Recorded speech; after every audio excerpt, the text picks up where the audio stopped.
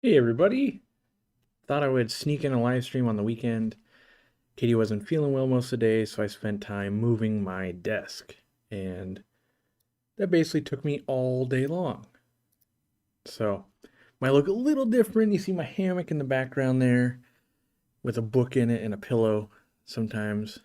Well, I'm only halfway through that book, so I thought Saturday might be a good time to do a different stream that I hadn't been doing in the past so more people could attend. I know I stream a lot and you guys are at work um, or just, if it's not the weekend and you're on the other side of the world, you can't stay up late. So we'll see if my camera, as I was moving it around, I forgot to plug it in again. So it's like, could not be more out of battery. And we'll see how that goes. If it cuts out for a minute, well, we'll plug it back in. We'll see how that goes. Hopefully, you guys have some questions. I see Tiana with the snail logo, meaning you're a new member, so welcome. And I'll probably give away some memberships at some point today. I don't know how long I was gonna say playing for. I'm not playing a game, but yeah. Joel's on the other side of the world. That's right.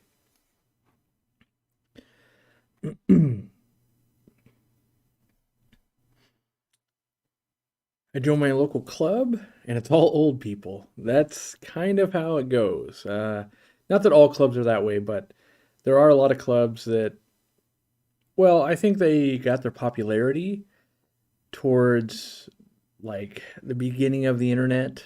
Well, I mean, a lot of them are like from the 70s, really, but they build up these massive followings, and then a lot of them are like don't want to embrace the internet, and understandably so. There's everyone that comes to the club wants to make it better. There's another website. Like that's one of our biggest problems we run into. In fact, maintaining the database is people don't keep up on the URL and the website, and so it changes all the time, and so there's kind of this, what do I want to call it, like churn, if you will. And the old people of the club, they just want to go be in person, but there is so much to do online now, and that's where I'm really wondering. I was talking about this with Dean just a few days ago, and like I think it's getting harder and harder to get people to come out to a physical meeting when you can get information online. It used to be that if you wanted to see a specialized person in their field, you'd have to go to a meeting like this or a big convention. Now, for the most part, every other week someone's interviewing people like this, and you can kind of get that on YouTube. We do it once a month, and we've featured people over the years just when they come by, and we used to have people kind of stop by when they would go to the club and all of that. But with COVID, that kind of didn't happen anymore. But I think clubs need to focus on the value proposition of a club, and that is like the in-person aspect of it, the auction, the trading, the friendships. Yes, there's going to be speaker information, but that used to be the driving factor, and now I feel like it's the nice bonus, right? It's not the initial thing it used to be. So, yeah, I I can definitely see the old person vibe, and pretty soon I'm going to be one of those people. So Candy's here, but her internet's being stupid. Well, don't worry, Candy, you don't have to be here. I'm tending to my Cory fry, and now it looks like I'm watching this live stream. Well, there's been worse Saturday nights, I'll tell you that. This might not be the best one, but have I started my outdoor pond yet? No, it's on the to-do list though. Um, Mostly we keep spending time like on the 800 gallon and the 230 gallon turtle tank, and then also getting stuff ready to go out of town because I'm out of town in Europe for a couple weeks. So, well, that brings up a good point. If you're gonna go to, well, let me talk about Interzoo a little bit.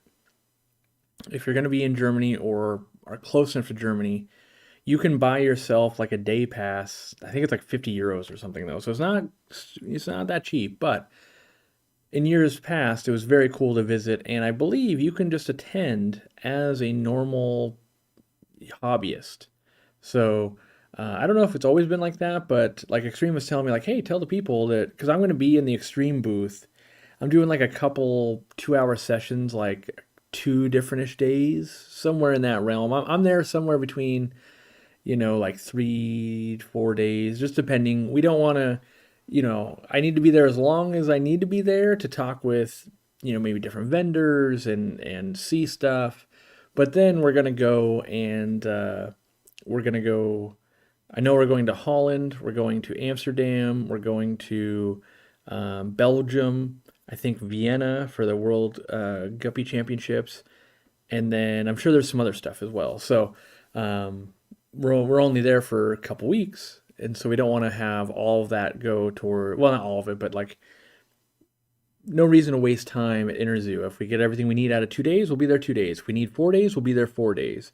Normally, we were always just there the whole time. So, Alexa, shop at Aquarium Co-op. No, Alexa donated 5 gifted members. Awesome. I'm gonna match.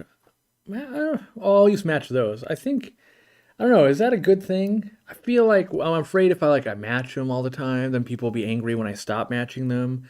But I love the fact that the way you can get these free memberships is by being engaged with the channel. Like, I love to reward the people that are actually watching the videos and, hitting that like button and sharing. And so I actually did read up on it, and it's a totality of all of those things. So if you want to improve your odds of getting a free membership, you got to share videos, you got to like them, you got to leave comments, you got to watch the thing, you got to do all of that stuff. And then it creates some arbitrary score and then goes, hey, you're the next one on the list, or not. It could be totally broken as well. So, I don't pretend to know how that's going to go down. It's been very windy today. We didn't fly any kites though, because Katie didn't feel well. So, oh, that's what I'm looking for. I was looking for the donation, not donation, but the membership gifting button right here. So 5, I could buy 5. Waiting for it. 5 more. There you go. What would cause my USB air pump to shut off after a few hours? If I remove the airline tubing while it's still plugged in, it starts pumping again. It's connected to a sponge filter. Do you have an air stone inside that sponge filter? If you do, perhaps it's too, I guess I'm going to say clogged or too tight, or it could be creating back pressure. If we're creating back pressure, sometimes that can create heat, and then sometimes the device itself can want to kind of try and shut down. And so I would look into that. Be like, if it runs without anything, like just by having water and stuff, there's back pressure, but maybe we're adding in addition to that. I just realized I totally ignored Joel's original comment. Can I even see that? Let's see.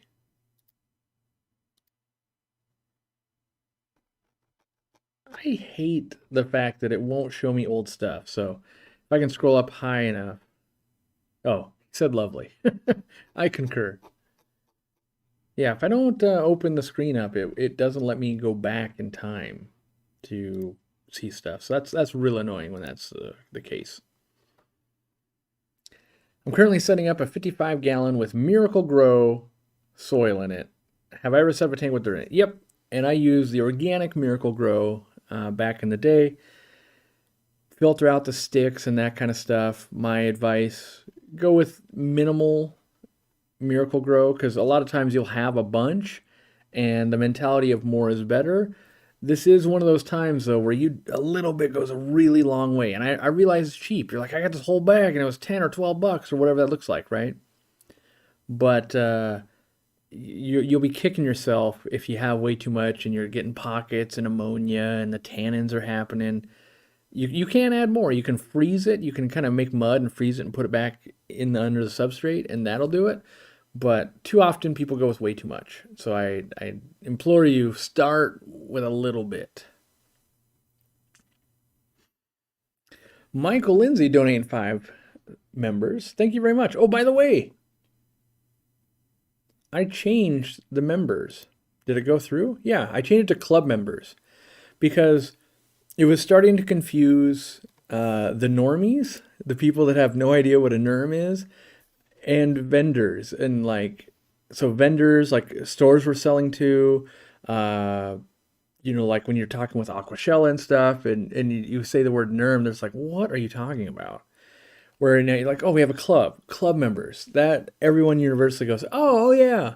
And I think what makes a difference is we actually are, building the club with the speakers and all of that.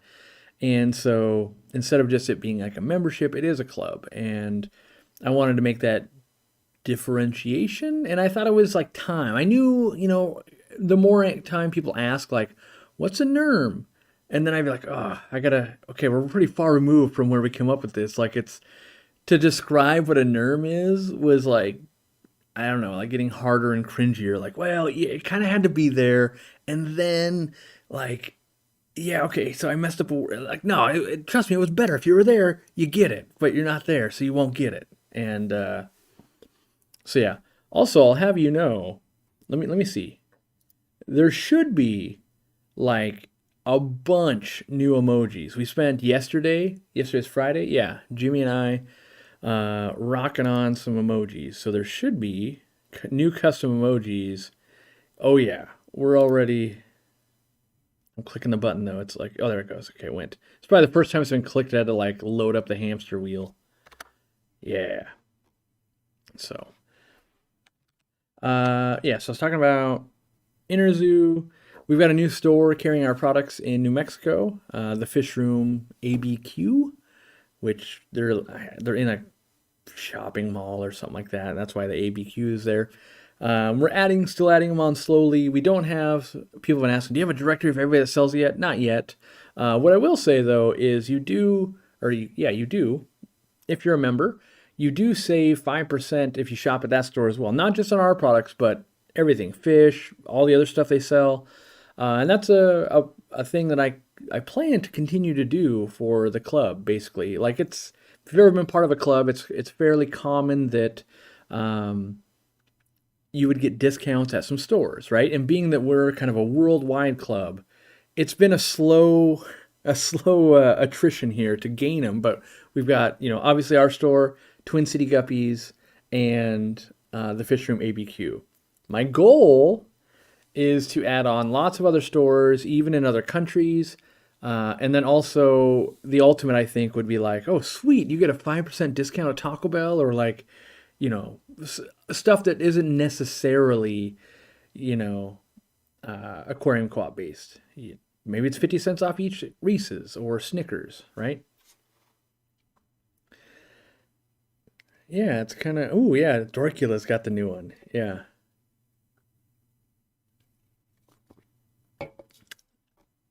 And we made one for Extreme too. Why not? I thought sometimes it doesn't work out that well when you make them, and you got to make them like this big.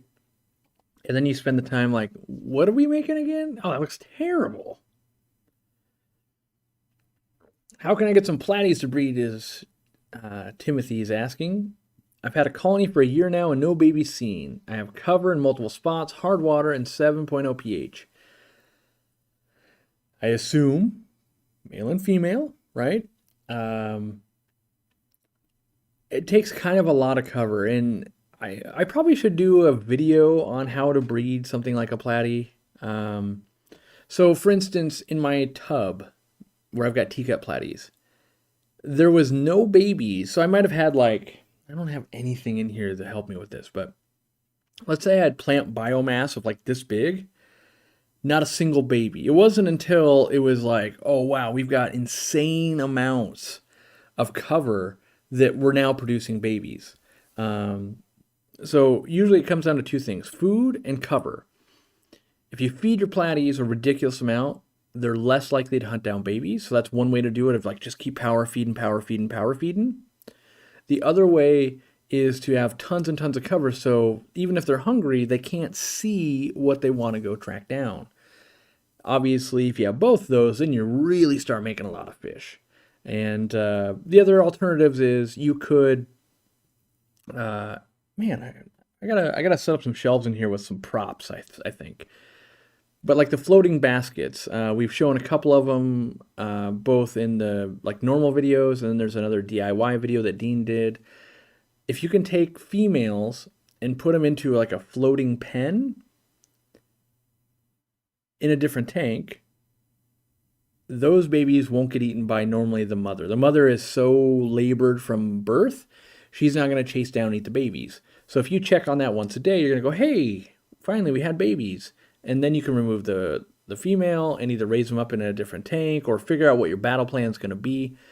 And that's a good way to do it. You can also control it too. That's what I like about that. It's like, yeah, let's make a spawn. Let's raise that up. Let's do our thing. And then maybe 3 or 4 months later, you make another spawn, right? Where if you just have a jungle, they're always going to be making babies, and you could technically overwhelm yourself. So I recently moved my platies to a new tank and haven't seen babies. This must be why. There's always culprits. You could have, another fish just on a murdering spree or something like that, but that's for the most part. Yeah, cover. We need a train wreck emoji. We do need a train wreck. I don't know. You only get like this much space. So maybe it's just like the very front of a train crashing into what? Like maybe another train? I don't know. How are platies not breeding? I'll tell you this, Alana. Put yourself in front of the internet and you can make anything not happen. Like, go try to do convicts, endlers. Like, whenever you're in front of a huge audience, that's where stuff seems to go wrong. Even though it's 9 times out of 10, it'll be fine. Somehow, when you're in front of an audience like that, that 1 out of 10 is every time. So, I definitely have just seen, like, oh, who knew the filter? Like, so Timothy could have a hang-on back filter. And if he doesn't have like a sponge on the intake, we're just sucking up babies, right? And that's why I like on the forum, and I know I'm always pushing people towards the forum, but it's honestly just the easiest way for me and you guys to interact in a meaningful way. You post a picture and it says 1,000 words like, oh, you're going to need an intake sponge. Oh, you're going to need more cover. Oh, you actually have Variatus and not platies. They tend to be more predatory. You're going to go through, you're just going to see these things instantly instead of dealing with the one sentence of like, oh, that's the information I get. Now I got to fill in the blanks, basically.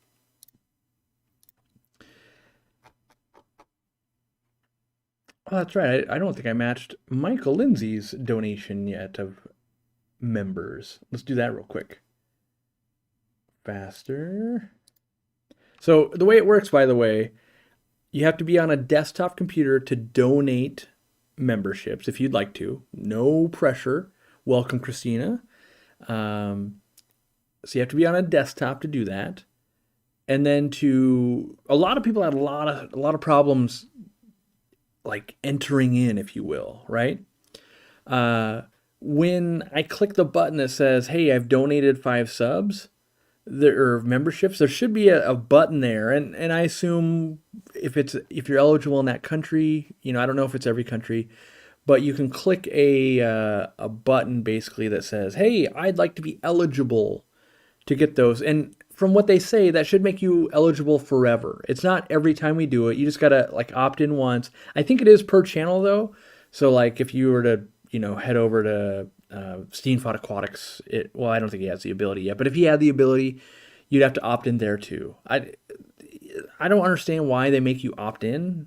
Maybe it's because maybe there's channels that have stuff that's not good for kids or something behind the paywall. I don't understand why that exists. It seems like just an unnecessary barrier, but hey, I don't get to make up the rules, and this is alpha, right? So hopefully the feedback we give them, they will make it easier. Fish Tank Barn coming with 5 subs. Man, cranking out that ice cream fun, buddy. I do want to talk to you. I'm interested to see and just talk to people that I normally go to conventions with about how the Aquaticon in Tennessee was. Because I want to know if it's like I should be penciling that in for next year. If there is going to be one next year, I don't know. But it looked pretty cool, honestly. I always find that I have that regret when I watch, like, dang it, I should have went to that one. That one was good. And watching on a video, normally I feel like something's 10 times better than it might have been in person, because you get the condensed version of like, that thing was awesome in the span of 20 minutes, but might not have been great if I was like, oh yeah, it was 3 days. I had to fly there, stayed there, flew back, right? Yeah. So welcome to the new members. I'll buy some too, right here. Oh, I can buy 10. All right, that matches both you guys. Oh, but then Taco Cat's coming in hot. I'll buy some more later. How about that? I won't miss you, Taco Cat. My goal. So what I'm really kind of hoping is when I get back from Germany or Europe, basically, I have a scheduled meeting with YouTube, and specifically to go over how gifted memberships are going. So I'm kind of hoping that memberships and everything goes really well, and then that like unlocks something, right? Like that's kind of how YouTube works. At like, hey, if you're doing okay, hey, that worked out pretty good. How about you try this thing too? And, oh, don't mind if I do, right? Little Green City, this is awesome. Hopefully, some of you guys and girls will find value in this, in membership, right? Whether it's going to be the dedicated talks that happen once a month, whether it's the discount on our website, or your other local stores that we're starting to. And I know this is going to be one of those things like, well, it's not my local fish store. Yeah, but we're really in the beginning here. Imagine in 5 years, like, oh, what if there's 100 stores? It could also be 2, right? Like maybe we're horrible at our jobs. There's 2, so we're smart enough to know that not everything goes well. Michael Young with 20, I like it. I love to see the spam, just like new people join in, and because I really do like. I don't know why, and maybe you guys can articulate this better than I can on the fly here. Interacting in the club with other club members, I feel like the conversation, I don't want to say elevated, because it's not. It's not elevated as in like it's more sophisticated. That's not what I'm trying to say. It's I feel like you almost like, oh, the person on the other end wants to hear the answer, and they want to, like, I guess it's a conversation. So often on the internet, it's like people are just throwing like, insults or opinions at each other and not waiting to hear the response. And I feel like that's actually kind of what's going on in the members, is that they say something, wait for a response, and then respond back. Like conversation is actually happening, where, I don't know, somehow that doesn't seem to happen as much. And maybe it's just because people just aren't as engaged, because in the comment section, we've got people that aren't even subscribed to the channel. In fact, most people that watch our videos aren't subscribed.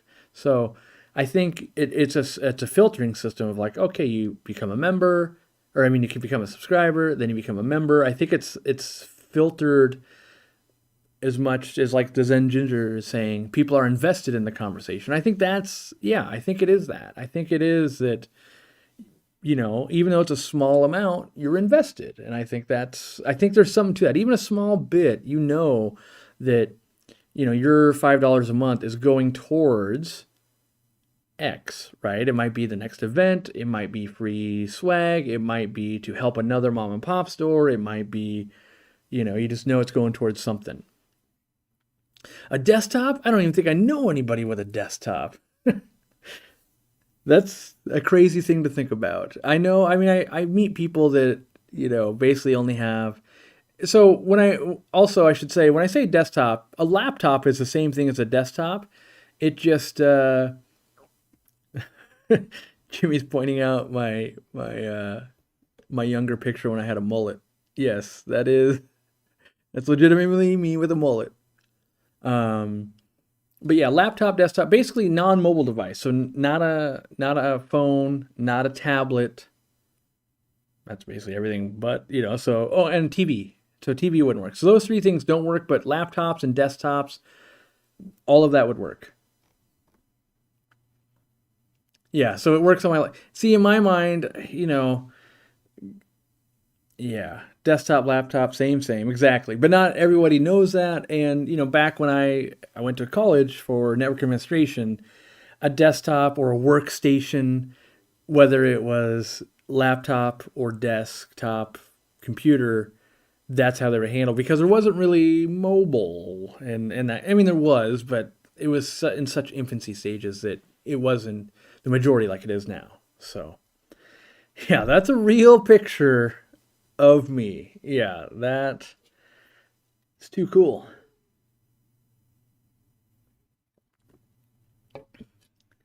Jimmy used to live with me, and so he got to see all kinds of behind the scenes craziness.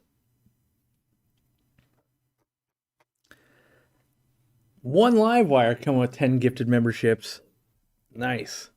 I wonder, you guys wouldn't know this, but One Livewire is actually redesigning and working on our email stuff. So he's a consultant, and so you guys saw we posted on the community page and that kind of stuff where we were looking for basically an email expert. And after a while, we settled on One Livewire, and so far it's been going well. We've been slowly, I guess, working it right to where we want to go. Our goal is never to spam anybody. It's to, tell the story of Aquarium Co-op, get you guys the information you want to hear. A good thing that I don't think I've said on a live stream yet is the wish list feature on the website is going away at the end of the month. Such a fraction of a percent of people use it, and it's routinely the number one thing we have to fix. And so, if you guys are going like, hey, when are you going to ship to Canada? It gets in the way because we got to keep fixing wish list problems over and over and over again. So I keep putting dev team on it and all that. And they actually came to me and they're like, they said like, are you sure you want to keep just throwing all this kind of money at this? Because nobody is using it. And I'm like, yeah, I know it's got a really poor utilization rate. And then about 2 months ago, the people that make this app, right? They said they're completely changing it and that all the features we have right now will stop working in like October or something like that.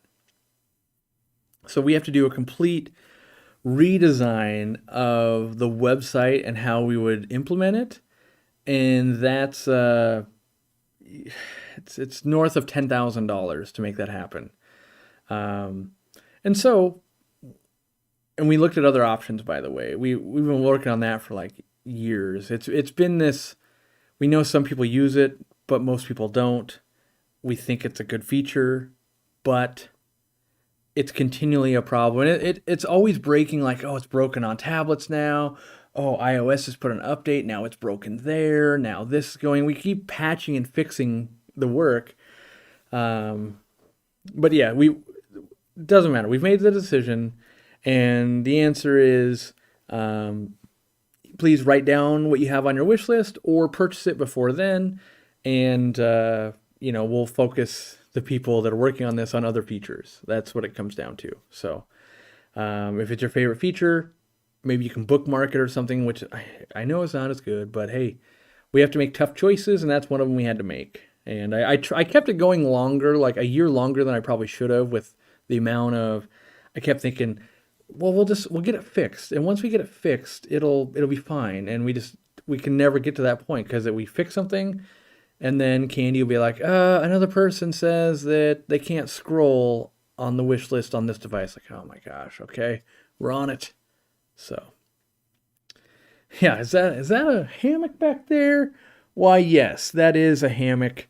I need to use it way more than I do, but yeah, hammocks are cozy. I'm falling behind. So we have 5 from Lonnie. Thank you, Lonnie. So 5 new members just joined up. Welcome. And then we had 5 from Shelly Baker. Awesome. Thank you so much. Texas Fish Room with a good evening, y'all. Good evening. Ooh, Lonnie sent a message too. Love how you're always innovating and improving. You have a great mind and perspective. Well, thank you. if I don't push forward, I'm going to get bored and I'm just going to quit. So that's kind of what leads this is I have a lot of fun designing and working on things. And yeah, because if it was just about keeping fish, I can do that without everybody else's input. Like I can just go keep fish right now, right? So part of it is announcing features, seeing, how does putting products in other people's stores work? Does that help get them money? Does it help get them resources they need? All that kind of stuff is fun for us, at least for me. I don't know if everybody in my team thinks it's fun, but I do. So 5, 10, 10 from one live wire. So that's 20. And then I still owed 5, I think, from, let me scroll up and see if I can find it. Oh no, and then there's 20 from Michael Young. So that's 40. And then, yeah, I still owed 5 from Toggle. Yeah, so 45. All right, I'm going to pay it forward by 5. Hammock naps hit different. They kind of do. I fell asleep so early yesterday. Yeah, I want to say Katie and I, like 2 days in a row, we were asleep by like 10:30. I was in my chair, she's on the couch, and we just woke up and it was like 12:30. Like, what happened? And then last night, I fell asleep even earlier. So yeah, clearly needed the sleep. And so today, well, I slept until 9, I think, 9 a.m. I'm normally a late sleeper anyway. So, all right, I'm falling too far behind. So now I was at 45. JFK2 puts us at 65.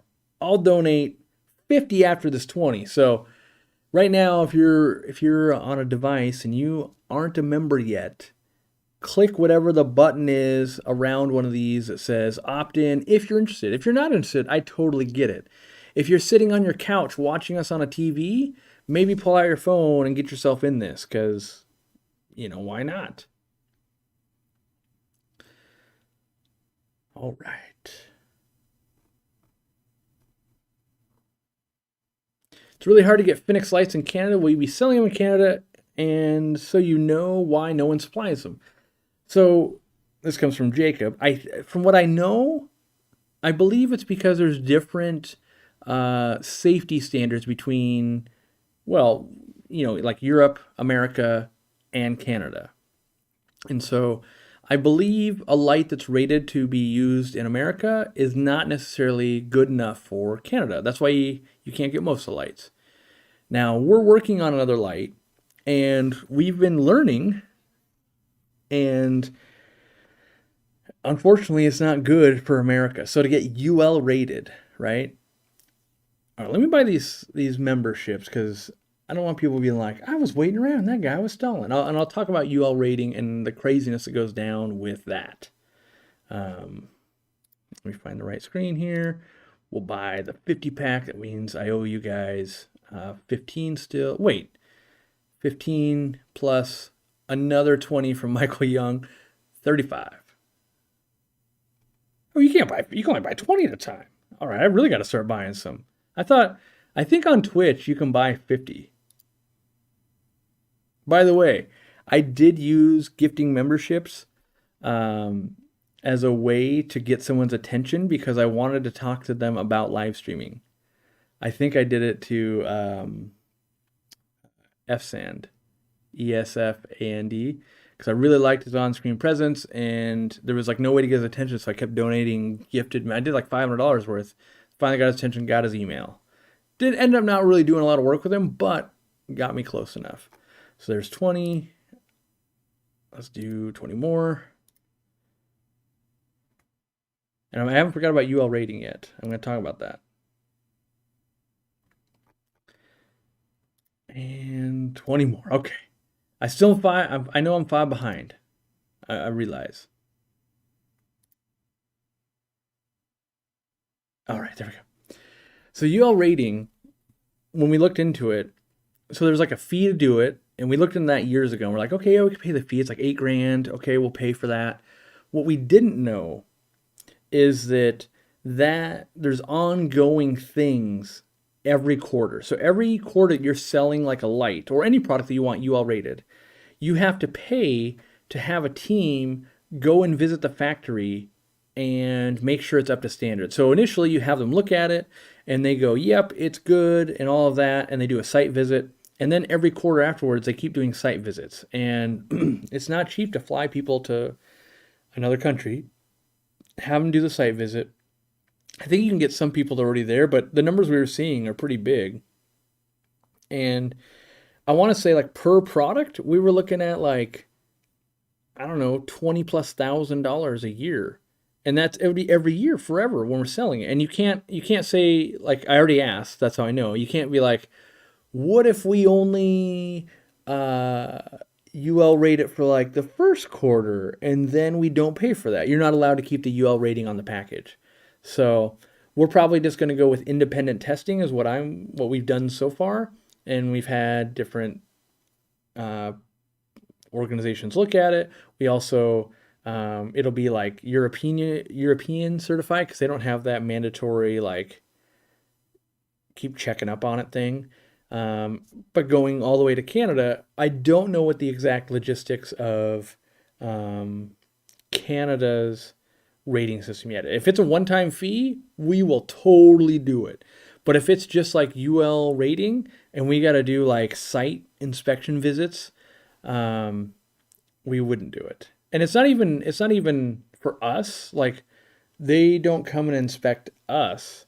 They inspect the manufacturer. So, and our manufacturer was willing to do it after, some talking to, but it got to be like this crazy cost of like, like we have to sell a lot of lights or anything else we want to do to cover this amount of money. The only thing I don't know, I wonder what the fee structure looks like if we had a bunch of electric products all made at the same factory. If like one fee could cover it all. That might be a way that makes sense, maybe. Blue swords, I've got some powder blue swordtails. They also throw lots of reds, but I do have powder blue swordtails.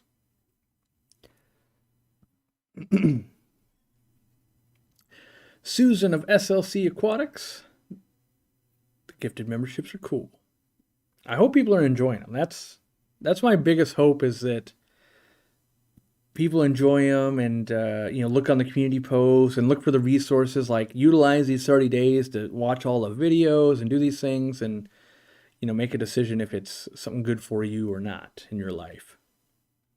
And I have no idea, can you win one every month? I don't know. We're in day like 4 of this, so there's a lot to learn. All right, scrolling up, see, I feel like there's a comment I wanted to weigh in on. Yeah, right here. Put a dwarf lily bulb in 6 weeks ago. Grew white fuzz and didn't sprout. 3 weeks in, I wiped off the fuzz and flipped it. Now more fuzz and still no growth. Could be just got a bad bulb. What I might try is one last hurrah is take it to a sink and like hottish water and try to like scrub it with my hands and I might even just try it like in a glass at that point, see if I can get something to sprout. If you bought it from us, reach out to customer service. We'll take care of you. We'll ship you out another one.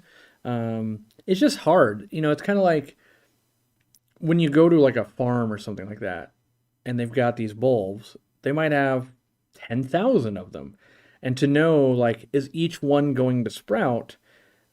The answer is no, not every single one is. Like, let's say there's 15% of all bulbs won't sprout. That might be a fair thing. I don't know. The way we sell them as a bulb because they're cheaper and they don't get damaged in shipping. And what I mean by that is when we sell it as a plant, those leaves are so thin that a lot of times people would get it and like the plant would tear off, right? Or the leaves would be all beat up. And then we get bad feedback. So then we send just the bulb and it's cheaper. So now you save like 30 or 40% of the cost. But every once in a while, one's not going to hatch on you. Hatching's probably not the right word, but sprout. And so then we have to reship. But, from our analytics and what we can see is people are saving a bunch of money and they're getting, still good plants. A little bit less, though. Like, there's probably like a 10%. See, people are going to quote me on that. And I know if it was over 5%, we wouldn't do it. So it's less than 5%, but I was just pulling numbers off the top of my head. Because if it was over 10, or if it was over 5, then we would do it a different way. Is there a chance the co-op will be selling Kessel lights? Probably not. I've never been able to build a good rapport with Kessel. In the olden days, like pre-COVID, a few years ago at like Aquatic Experience stuff, the reps would come over. Hey, we really want to work with Aquarium Co-op, and then they'd be like, "Yeah, get here early tomorrow," and I would, and then they weren't there, so there's that kind of stuff. And then, yeah, I just Kessel also does a. I think part of the problem with Kessel is their main company is like building lasers for the government. And so the aquarium light thing is kind of an offshoot that is, I'm going to say, in my opinion, not as pressing for them. And so anytime I've really had to, like, I wanted to go out there and be like, sweet, let's look at your facility and like, let's give people a reason to know Kessel. And they're like, you can't, government, blah, blah, blah, this and that. And I was like, okay, well, that's not going to work. Because my whole goal was like, look, your lights are like $1 billion. If I'm going to tell someone like, you guys should buy a Kessel light, I got to be able to show them like why. Like, do you have a crazy facility? Can you teach us stuff? Like, I know you've got all these scientists. Like, what could they teach us on? If your light is the best, help educate us on why yours is the best. And then hopefully it would be that money. And then let me ask the tough questions like, why is a light a few $100s and you don't even get the gooseneck to mount it to the aquarium? Like, why is that another $50, right? So I don't think at this point we would carry them. My guess is also that when we launch our own light, it'll be even less advantageous for us to do that. That being said, I could see Kessel making some gains in the market, because now that shipping is going up and up and up, and so like our 4-foot lights that you ship now cost $15 more than they did. So it costs for us to ship a 4-foot light, like a flue ball light's $39 to the East Coast. A Kessel light, being a much smaller light, would be a lot cheaper to ship. So I could see them kind of, that gap starts to close a little bit, because retailers naturally will have to online raise their prices a bit to cover that extra shipping, where the Kessel they wouldn't. So I bet you the gap is going to close a little bit. So you might see more and more Kessels out there. They're kind of pretty cool lights. I just think they're expensive. And for me, I mean, lighting is critical, but I've always been a guy that's had too many aquariums, and it never made sense to buy, like, I could go spend a couple $1,000s to get 10 of these, or, something like that. Like, oof. Yeah. Thank you to Daryl Dimer for another 5 gifted memberships. I appreciate your continued support over many, many years. There's a bunch of you who have supported us in all kinds of ways, buying from the website, being a great commenter, coming to see us in person, all this. And it's really, I do put value and cherish, like, wow, that person's been following us since as long as I can remember, Like the Fishy Mailman's been around a long time. The Zen Ginger, Master Photographer. Like, I really didn't know who Master Photographer was until the forum, and then I got to know him, and he really is good at photography. So a lot of these things develop over many, many years. Very slow kind of building of information for me. Shout out to the blog team. I have a coworker dealing with some fin rot on goldfish Goldfish, since her meds, we don't like. Wait, hold on. My brain's not working. On goldfish, since her meds, we don't like. I sent her the salt article. Yes. Yeah, the blog team, fully up and running.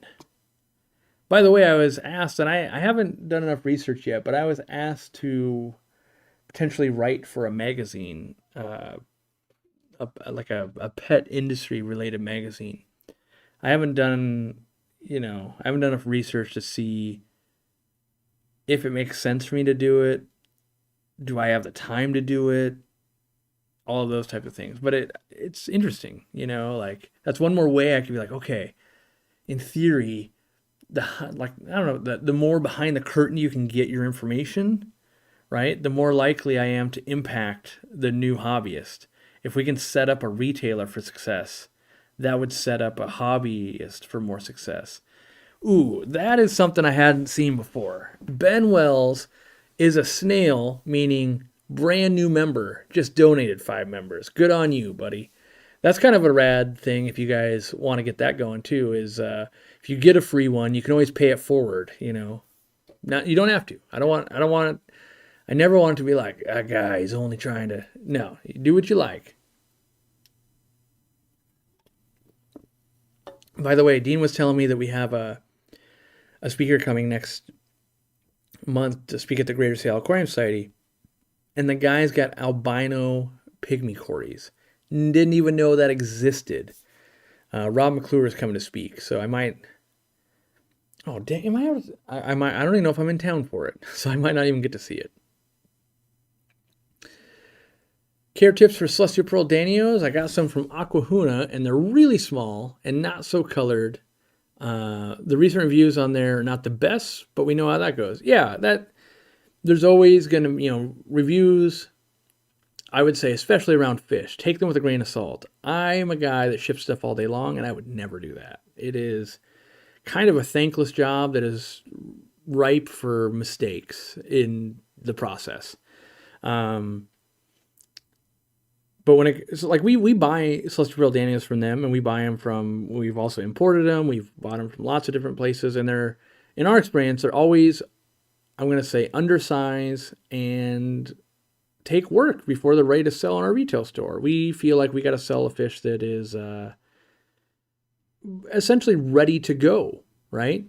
And so for us, the biggest difference that I would say is live brine shrimp, live baby brine. And it really does make a difference past frozen. We were doing lots of frozen for years. So there was a transition of like, I worked at the store for like 3 or 4 years, and then I didn't for like, let's say the next 3, and I still don't. And then once we started bringing our own brine shrimp eggs in, then we started doing brine shrimp back at the store. And it's a night and day difference for those celestial pearl danios and some of the other nano fish. Even though they were getting frozen baby brine and cyclops pretty much every day, the live version, I don't know if it just makes them eat more or if it is just that much more healthy, but it really, like, even the employees were like, we're seeing a huge difference. And yeah, me too. Like, these look great.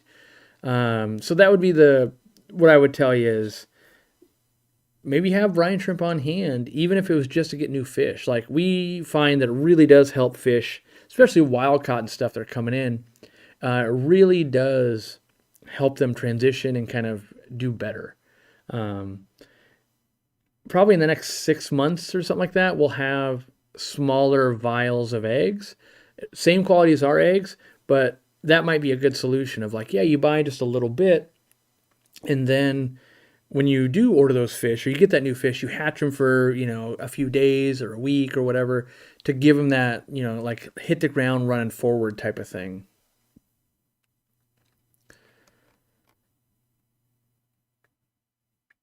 Let's see. What are those red mollies you have in the one pond that look like piranhas? Oh, I think those were the teacup platies. I do have some orange mollies, but I think the teacup platies, I think I was doing it in a story where I was like, they're eating at the top and hitting like piranhas. Yeah, so those are teacup platies. I think that's what you're referring to. Candace, let's see. Your channel is the reason I got back into fish keeping. Your channel popped up one day and I fell in love with fish again. Awesome. Awesome. Who, my wife's complaining she didn't get any sweatpants. Yeah, let's see. We have some sweatpants left at Twin City Guppies. We haven't shipped them around anywhere. We'll probably ship them with more printed. Maybe we'll do, no, I think we have a different thing we're giving away at Aquashella. I don't know. We'll have to see. We're working on all this different merch, and so we're working on a bunch of stuff, and I don't even know where a lot of the stuff goes yet. So there's that.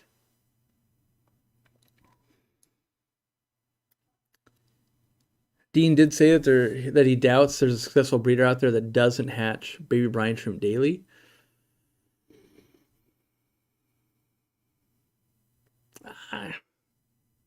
No, I know there is, but it's kind of one of those like you're going to roll your eyes. You're like, okay, sure. Yeah. Right.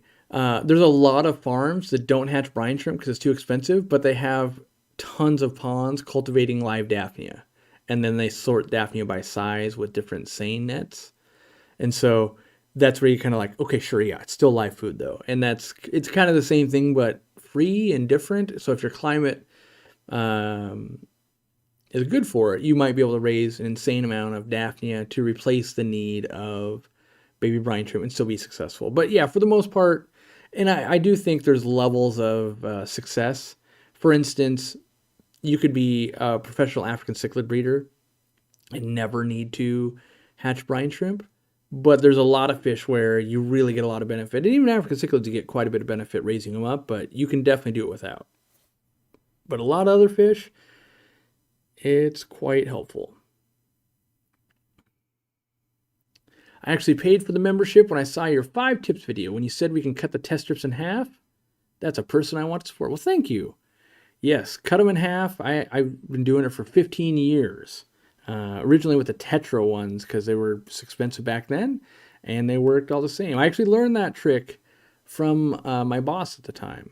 So, there would be days where it'd be slow, and I was cutting. And my employees were doing the same for many years too. Now that we make our own, and they're in 200 packs, we don't make them cut them in half. Plus, we probably lose money now at $22 an hour. When you're cutting test strips, it might work out to like, oh, we're losing money. Ginger Graves donating 5 memberships. Thank you much. And then we also have a new member that I can't pronounce. No shocker there, I guess. When saving live plant clippings for future projects, would you recommend potting them in rock wool or planting the substrate? I just do substrate, but honestly, if we were to take a trip into my fish room, most of the stuff I just float. All the stem plants, I've got like dwarf Sagittaria floating right now. Corvus Oskin's whole fish room is floating in some of my totes at the moment. He just picked up his tanks today for his new home. Mostly I float them. That's my move, because then they're easy to get. And in my mind, I'm always like, well, I'm going to get on that tomorrow. And then it's 3 weeks. But I thought about doing a video on the difference in root structure and stuff, because like I was planting the 800 gallon with some of this stuff. No, not the 800 gallon, a 40 breeder with some of that dwarf Sagittaria, and the roots look a little different. And I think people would, I think if they could see it happen, would appreciate it a lot more. Like, yeah, you just float them in that tank, and then you can take something that was struggling, it was super close. So what happens is you take a plant that maybe it's a cutting or maybe it's not doing so well, you let it float. And as soon as like one of the stems goes like, wait, I can get above the water, bing, it's above the water. Now it can take in CO2 from the air. It's also like this far away from your light, right? And then the whole stem being horizontal will grow roots out this way. So you could cut that up a bunch. When you go to plant it, you got lots of long roots. You get a lot of benefits out of it. Now, it doesn't look necessarily the greatest right then, but you hedge your bets on, like, ooh, am I going to lose it? You don't lose it. It starts growing, and then you can always kind of trim and change the look from there. And so I want to do a whole video on that at some point, float a bunch of different plants, show people, teach people that this is one of the best ways to actually not only propagate, but like transition those plants to your water, your lighting, and all that kind of stuff. Especially if they take a beating in the mail or something. Any Florida clubs you can suggest? The Golden Coast Club does a lot of collecting and that kind of stuff. Gold Coast Aquarium, I think is what they are. I'm falling behind. So we have 5 from Candy. Thank you so much. Which I feel extra guilty when my employee donates memberships. So that's 2 different. Well, one employee, one consultant. Zenzo is another consultant that did it. And the only thing I can say is like, if your employees or people that work with you donate, because I'm not reimbursing them for this. That's usually a good sign that they must actually see the value in it and what we're doing for the public, I guess. So yeah, 5 there. 5 more from Lowell's Fish Lab. Thank you so much. 5 from Ginger Graves. And 5 from Benswell. That's 20. I could hit that button easy. And I think I owed 5 from earlier. So let me catch up here.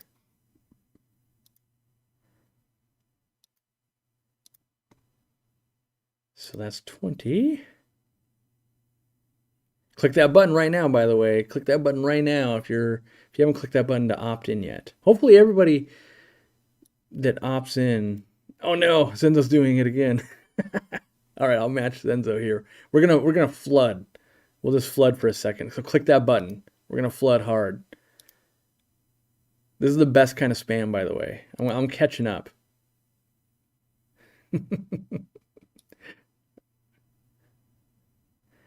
Right here. 5 more, and then I'm caught up. Oh no, there's Dennis. All right. Just 10 more and I'm caught up. And then I'm putting the kibosh on it until later. You get a membership, and you get a membership, and you get a membership. All right. Where was I? Oh yeah, I want to read Jeff Koenig. You've mentioned future water changes on your big outdoor pond at your house before. How do I go about doing that? What does that look like? So on the biggest one at my house right now, it has a creek that overflows into it, and there's basically like an inlet to it, and that can clog up. So I got to clear it every year. I've only been here like a year and some change, but I've had to clear it a couple times, and so that's continually putting some water in, except for when it like dries out. Like right now, it's the rainy season's coming to an end here in Seattle, so barely any water is going through there, which is good because it probably got 5 million% water change over the course of the winter. But, like at my old house where we'd built the pond, draining a bunch. And if you go back and look at the old videos, you can see that we had a tap set up so that we could water all the plants with the pond water. And then after we would do that for, maybe a week or two, then we would fill up with new water. So that was the way we were doing our water changes and getting extra benefit out of the water. So it wasn't just like a one-time right down the drain. Instead, it was feeding plants. They would eat that nitrogen, and then it would end up in the drain, if you will. Thank you from Mark thank you for the memberships, Mark. That's what I'm trying to say. As well as Nomadistar. Ooh, Snail, you're a new person. Great to see it. And Michael Young, so that's 30. I wonder how long until my credit card just shuts it down. Like, nope, you've been stolen. It did that the first night. It tried to shut it down. Like, you've been hacked. Let's see. Corey's not starting a garden. I got no time for gardens. Don't worry. I'm not starting a garden.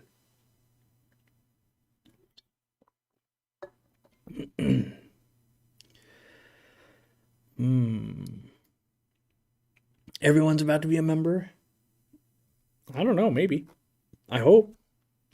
I think the members are the new subscribers for YouTube. I think that's a thing. Like, they're going to start judging channels by how many subscribers and that kind of stuff. Long term, I bet you. Might be 5 years out, but I think there's going to be something to that. 5 more from KBOZ59. Are you 59 years old? Or is 59 just a random number? That'd be awesome if it was just random. Been watching the channel for nearly 8 years. I've learned a ton over the years. Finally became a member. The value is just too good. Well, thanks, Mustang. I feel like I haven't seen that name very much. So I don't know if you're just a lurker most times. Because 8 years, I feel like Trish KCMO, been around forever and a day. Is, what was it? Destiny's Dog Rescue? Is that what it is? My brain's... They're supporting a dog rescue as a membership and couldn't afford to be ours. So I'm hoping they're in the chat so they get a free membership. That just sounds like a good thing. Zenzo saying, make sure to take advantage of your membership. Watch all the Aquarium Club presentations. You will find some invaluable information. True. You can watch all the ones beforehand. You can watch at least the next one coming up in like a weekish. I think it's next Saturday, actually. Um, I don't know if I'll be able to watch that one. I'm gonna be real busy that weekend before I head out.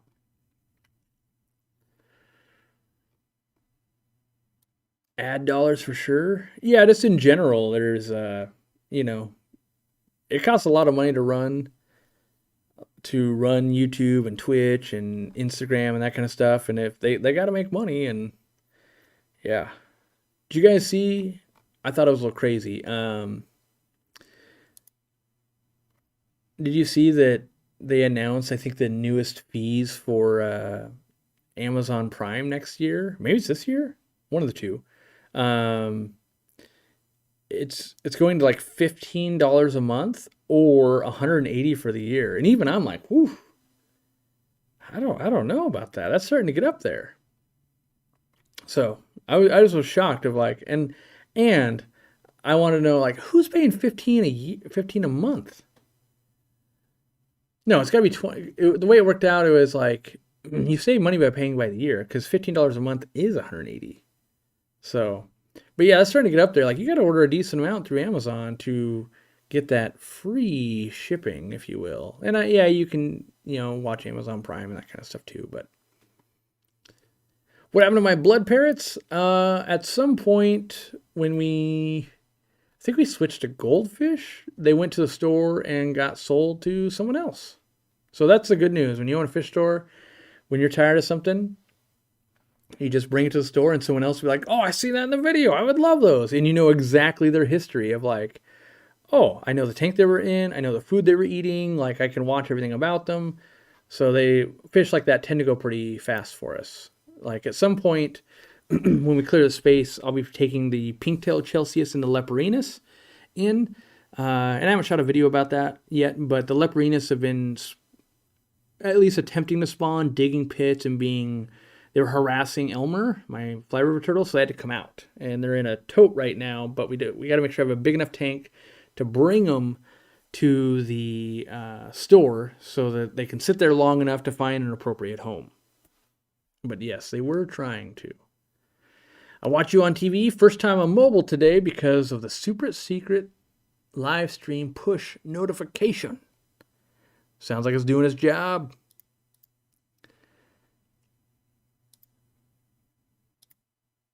Thank you, Sith Lord and Marcia Page, each donating 5 members. We're going to grow this thing until, I don't even know, we will have a club member army so large that I want to be able to, like, we need it so big that we can rent like a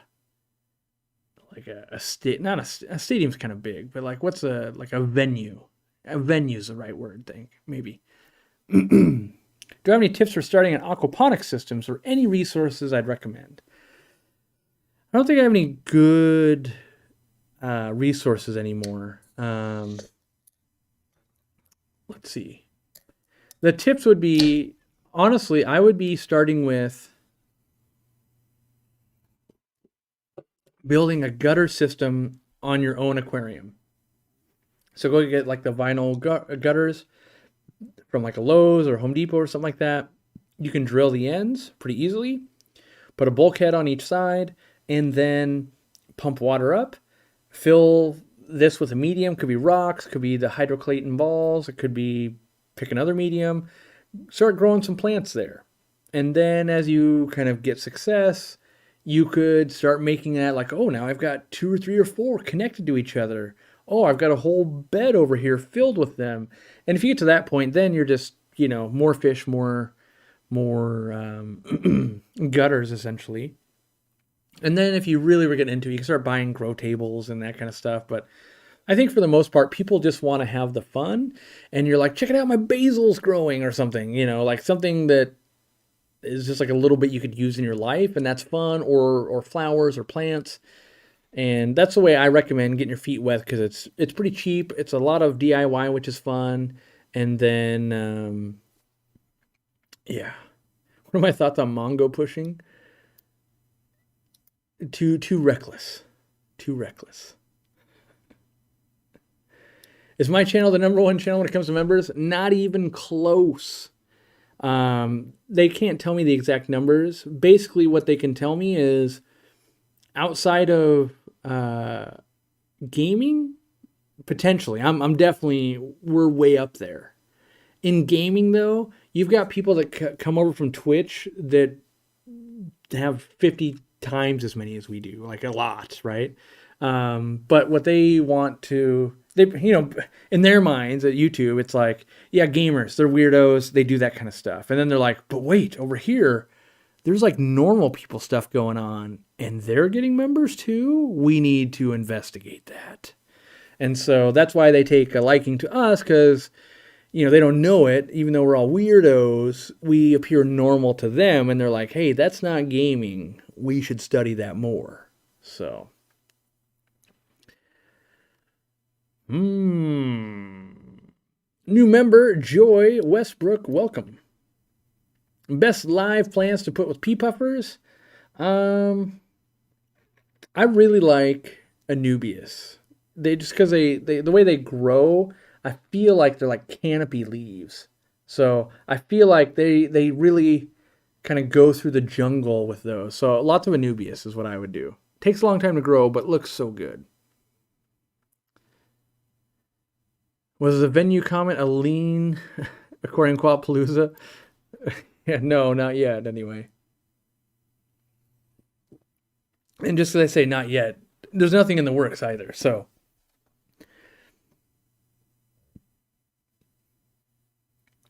Fish people are not normal. I feel insulted now. It's the best kind of insulted. I should start a gaming channel and farm more memberships.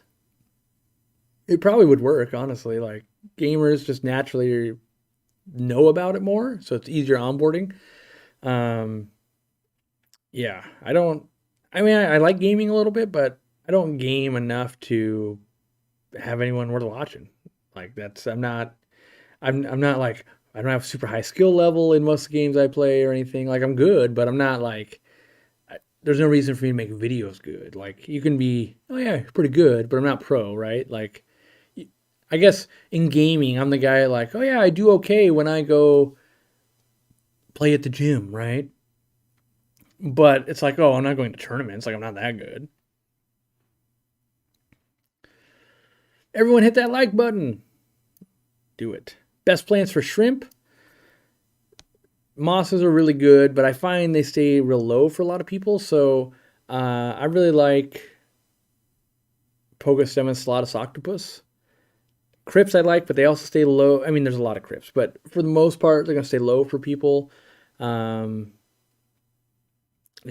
stuff that hits the top really works well for shrimp because they love to eat that biofilm up there, and then food gets caught on the leaves, and you can get. I like the interaction of looking at them that close. So, casual gamer, yeah, I'm a casual gamer. That's a good way to put it.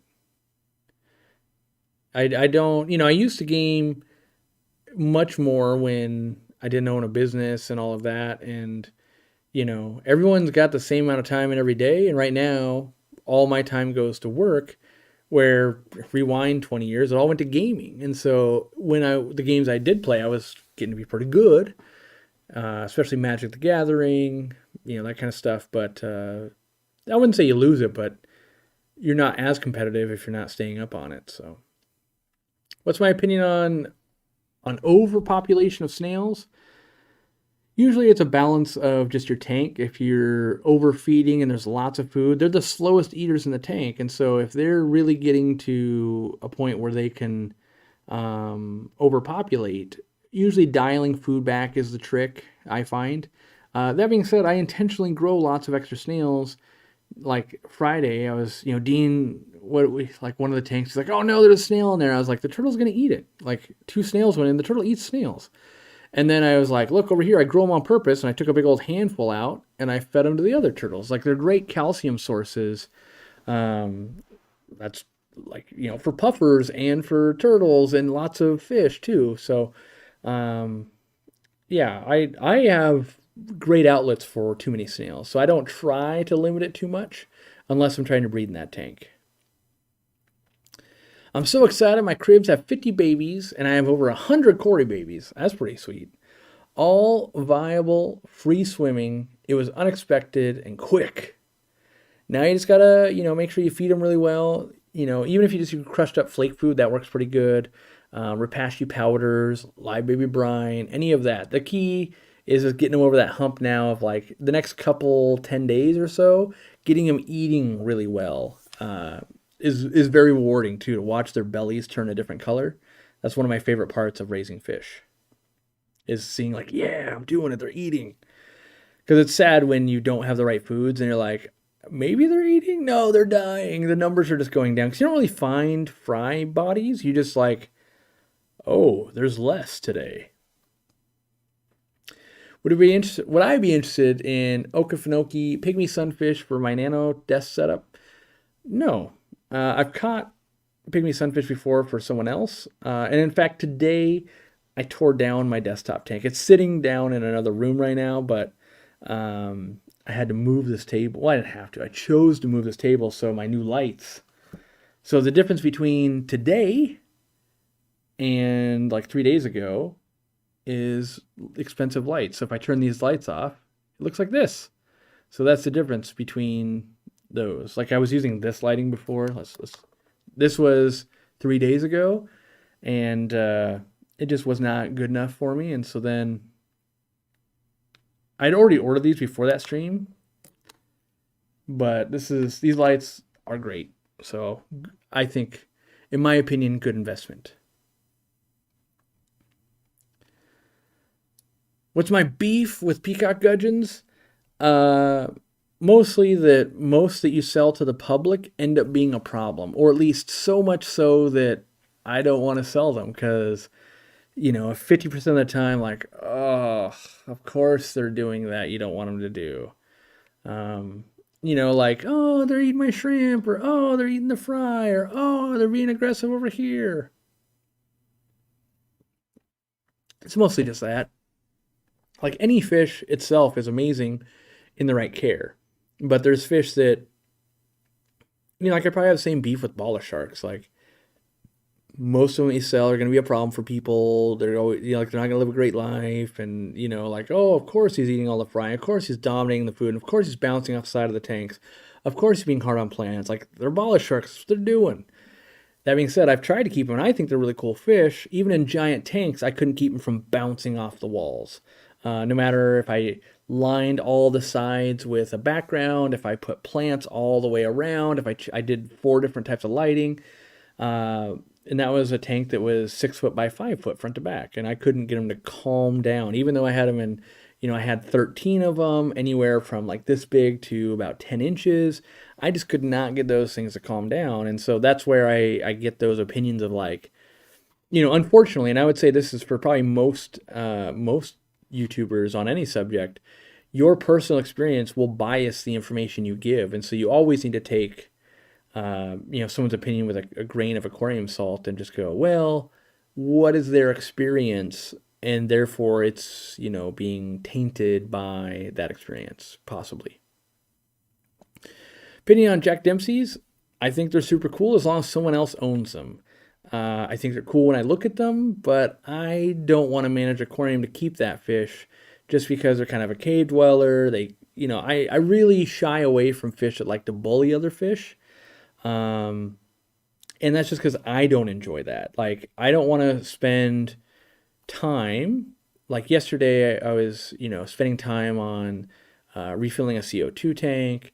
And was that yesterday? Yeah. And testing out a new CO2 diffuser and CO2 check valves, all of that kind of stuff. I don't want to like spend my time and then the time that I would be spending enjoying the tank also be worried like, oh, I better put him in quarantine or I better change something. He's beating up on something. And so I really do enjoy when other people are keeping it because they're doing all of that work and I get the fruits of their labor of like, that just looks awesome. That's a cool looking fish. Kind of jealous of that. And I kind of get that a lot when when someone breeds like an electric blue Jack Dempsey, like, ooh, I could do that. Or the pink ones, like, ooh. But then I go, wait, but I don't like the way this fish and I interact. And so therefore, I shouldn't keep this fish. And so I don't. What's the biggest? I've got at least killifish that are inch and a half long. What's the biggest little fish you've seen? I'm trying to think. I've got a clown killie right now that I swear is about as wide as it is long. Like that thing is fat. Um, the biggest small fish I've ever seen were guppies. There was two women who came to the store before I owned a store, so call me tropical fish, and we dubbed them the whale guppies, and they were the type of people that would just feed an insane amount. Like I'm sure those people, where it's like you put so much food in, you come back an hour later and there's still a lot of food, but they would bring guppies that were just like way too big around, way too long, like mind blowing. They would sell every time we got them in. They would sell out within the day, pretty much within 24 hours. So if they came in at like 3 p.m., by the next day at 3 p.m., we'd be sold out because people would just be like, "I can't believe that's a guppy." And it was the females that got ridiculously, ridiculously big. The males were good, but they weren't so disproportionate size. But those females were crazy. And so, yeah, that is something that I kind of want to work on, but I just haven't because it's hard for me to put in that food that like an hour later is still a lot because it takes a lot. And they'd be like, "Oh, I got to change water 3 times a week, like 50% on this 55 gallons." Going, whew. And I could do that, like crank up my water change system and all that, but I don't have enough tanks and I don't want to waste that much water, I guess. What are the difference between the ATI sponge filters and mine? Mostly ours have a heavier base, so they're more likely to sink. Although every once in a while we get someone that has one that floats, which, I mean, I tested those things so they wouldn't float, and all they got to do is squeeze out a little bit of air. But that we have a coarser foam, so there's that aspect to it. Different plastic composition, in my opinion. If you've used ATI sponge filters long enough, the basket parts always end up breaking on me. That's about it. I mean, you can't change, it'd be like, we make our own cans. Well, how do you make your cans so different? It's like, well, you can't. Cans are pretty similar. Like I put a little different tab, I guess, and our can's a little bit bigger maybe, or slightly thicker wall. On some products you can't change that much because they're so simple. How often do we test water at the store? I have no idea. I know that when I worked there all the time, we would test whenever something was wrong. Fish sick, start by testing the water. If we had a really, really rare fish we hadn't kept before, test the water first, just see how different we are. And then also usually during the summer when we'd slow down, I would test like every tank and like once through the summer. And it was to see where we were over the course of all the tanks. How was the crushed coral keeping up? And normally I'd have to put more crushed coral in because we had to do it about once every year with the auto water change. And it would just be like, yep, today we need to put we need to rinse a bunch of crushed coral and we need to put a handful in every tank. And then that would keep us going for another year. And the reason we would do it that way is because at the time we couldn't afford to buy that much crushed coral. So a handful of each would be fine, and that might be like a 40-pound bag. Where if you're putting a pound in each and you have 100 aquariums, like, well, that's gonna be 100 pounds at least. And it's a pound, like in my home aquariums when I needed it, and what we recommend to people is a pound per 10 gallons mixed in the gravel. Well, like the one wall is 43 20 gallons, so right there would be 860 gallons worth. So that's 86 pounds plus all the other ones, and so you might go through 300 or 400 pounds of crushed coral. And that might last 2 or 3 years, but in my mind, I was like, well, if I just stay on it and add some every year, basically, that way it won't be like it lasts 4. I didn't check on it till 5 or 6, and we had lots of losses. Well, you won't have lots of losses, but you might get extra illness if you don't know your pH is crashing. So that's the way we did it. Aquariumcoop Hang On Back / internal UV sterilizer. Most of the ones I've tried are overpriced and don't work the greatest or very long.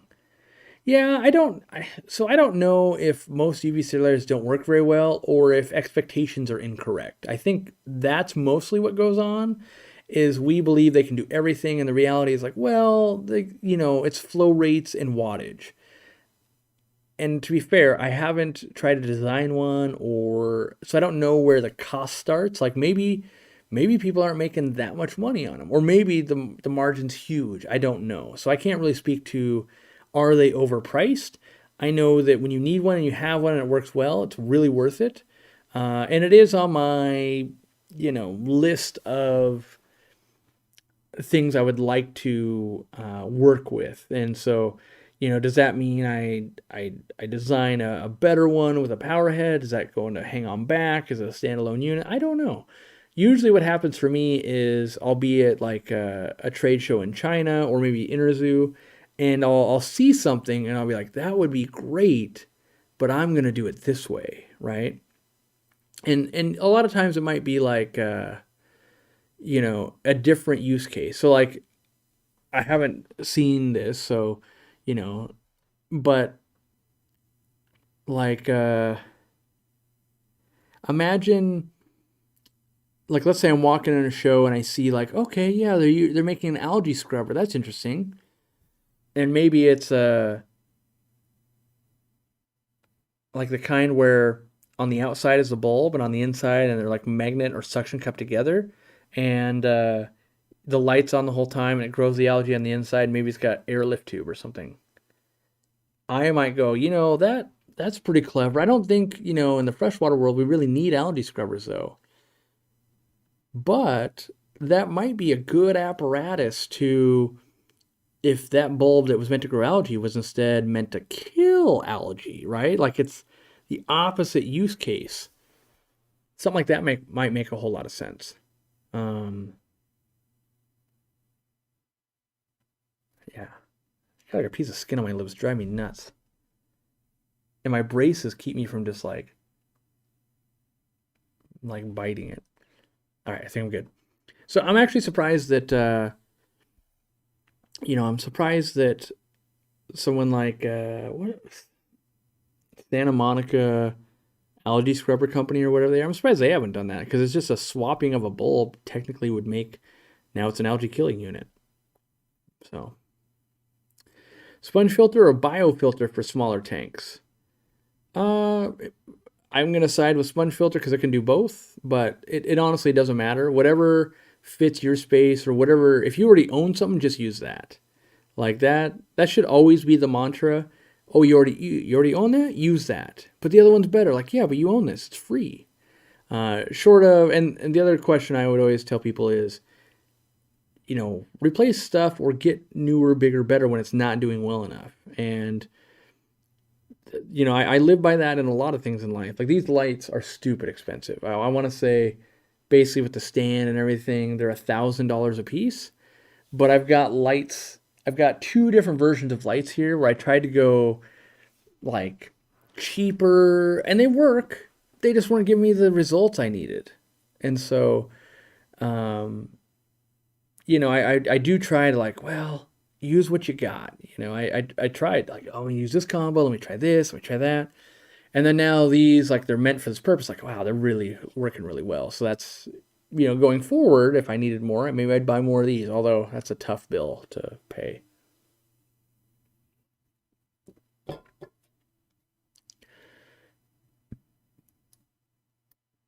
How many pairs of fish do you need to establish a new long-term colony? Um, well, it depends on who you believe, but one pair of fish will get you pretty darn far. There's a lot of people that talk about outcrossing and that kind of stuff. And yeah, is it good to freshen up your genetics every once in a while? Yeah, probably. But what I would tell you is like get a colony going, and then when you like, let's say it's been 2 or 3 years, then you can always. Well, I shouldn't say you can always. It's very easy to trade someone else that has your same exact fish if you both have quality lines. Um, but like let's say the red angelfish, the koi angels that Dean and I like I've been wanting to make and I've been working on for years, right? Started out with just a few pairs. We got them breeding. After X amount of years, we go, like the red and there's maybe there are too many missing pectoral fins. So I think he crossed in a black angelfish. Then we basically had to do a lot of work to get it back to where we wanted, but that fixed that problem that had shown up in the genetics, basically. There's still culling that has to be done always, but we were getting a more and more red. Our goal was basically like a very, very red koi angel. Like optimally would just be black and red. So we were trying to get more and more and more and more red.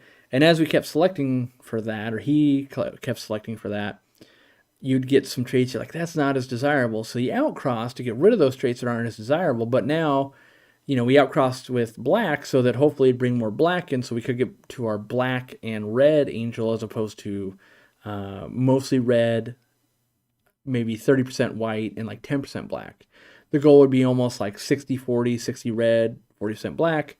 But when we cross that, now the babies, like, half of them are just, double dark black, half are this.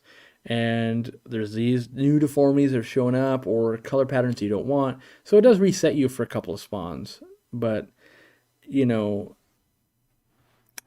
would say just one pair of fish is all you really need to start it. I'm in the process of starting a commercial janitorial business. It is unbelievable how much it takes to get started the right way. Business in general can be like, what do I want to say? It takes a lot of something. So almost every business, it's either, it takes a lot of money, or it takes a lot of skill, or it takes a lot of time. Because some businesses you're like, it takes forever to find the clients. Some businesses might be, it takes forever, like it takes forever to become a doctor, right? Just a long time. Some of it takes like, you got to have a lot of money to be able to even like get into that type of business. But yeah, I mean, most businesses that last, I should say that. Most businesses that are going to last, it is quite an investment, whether it's time or money or any of those things. It is quite an investment. The membership really made my day. I really appreciate everyone gifting. Gifting who can. I lost my job a few months ago due to COVID reaction of mine. That's no good. And I've wanted a membership for so long now. You're grateful. Well, that's good to hear, Stefan. That's always great to know that like they go to the right person, because you never want to be like someone who wins like, I didn't even want one of these. Spit on it. You don't want to see that either. So, in fact, I can catch up. I still have 10 more, so I'm gonna catch up, and then I'll be squared away unless someone else donates more. But then I'll be even Steven. It literally it won't let me do it. Let me see what this button says. I can learn more. Yeah, it's just a general thing. So however many I did, let me see if it texted me and my card's not locked or anything. So I literally can't donate anymore. Otherwise I would. I got your transaction can't be completed. Learn more. Darn, I tried. Just received an email. I was gifted a membership. Nice. Disabled veteran with not a lot of money going through a move. Ooh. This definitely made me smile. Awesome. So JMD Aquatics, maybe you can, were you not in watching the live stream? So were you just like, you're doing your thing, and then you're like, what is this email? So maybe like you opted in before. Maybe we could learn if once you opt in, you have a chance at winning it, or if you actually do have to be, like logged in for that. Heck yeah, we're still here, Joel. We're not the post and ghost type of guy. You posted us with your member chat and then left us, I see. Hello from Liverpool, England. Hello, Paul. I don't think I'm making it to the UK on this European trip. I mean, I might, but nothing planned for that yet. Should the intake and outtake be so close together, or should I run an extension pipe to the other side of my tank? 75 gallon is what I'm working with. You can go either way. So a lot of people will put one at each end, and that's a fine setup too. Or you can, what I do sometimes, especially if I want to hide it, You have the intake, and then you have the output, and you just make sure you angle the output so that hopefully you get like a swirling motion or something like that. But a corner setup, I do like it quite a bit. But on a lot of the bigger tanks we do, we end up running so many that I don't get that luxury. So I end up doing like both corners anyway. I was logged in when I got gifted. Good to know. I signed in for a moment and then logged out and received the email. So maybe there's hope. Amanda says, I never bought a membership because I didn't think it's worth it, but I'm loving the extra content and privileges. That's honestly my goal with this whole gifting a membership thing. And by the way, thank you, Michael Young, for another 20 gifted members. I'll remember Michael Young. If I meet you in person, I'll have to buy you dinner or something. But what I'm hoping is that the people that they don't know what they're missing, and it's too difficult to be like really selling people on the pros and cons, because then you just come across like this guy's only out for money. But I honestly, like, here's what I could say. I could say that if I wasn't Aquarium Co-op myself, I would be paying $5 because the value, in my opinion, is crazy good. Knowing that I love fish and stuff like that. Like, I wish there was another, and maybe you guys know of one. And if you do, let me know. But if you know of someone else like running a club where, you get discounts on products and they're hiring speakers every month, yeah, I'm kind of into that. So, and it can't only be live too. That's the other thing is I want them, like other clubs, I get, if I go speak at a club, they'll be like, oh, you can be a year, a member for a year or whatever. But I'm not going to fly back to, their club and watch a talk. But if it was online and I could watch it after the fact, there's definitely a chance. So every once in a while, and maybe you guys will do this too, just Google like Aquarium Society and you can find different talks to watch. I do that sometimes if I'm just looking for something I want to listen to. Welcome, Ravenclaw23, and welcome back, Eric Arnold. How much longer am I live streaming? I have no idea. I mean, I guess I'll live stream while the people are still becoming members, and that kind of, it's Saturday night. It's only 6:55. I'm gonna keep live streaming until I'm like hungry again. Before we went live, I went and we got Five Guys burgers, which it was expensive.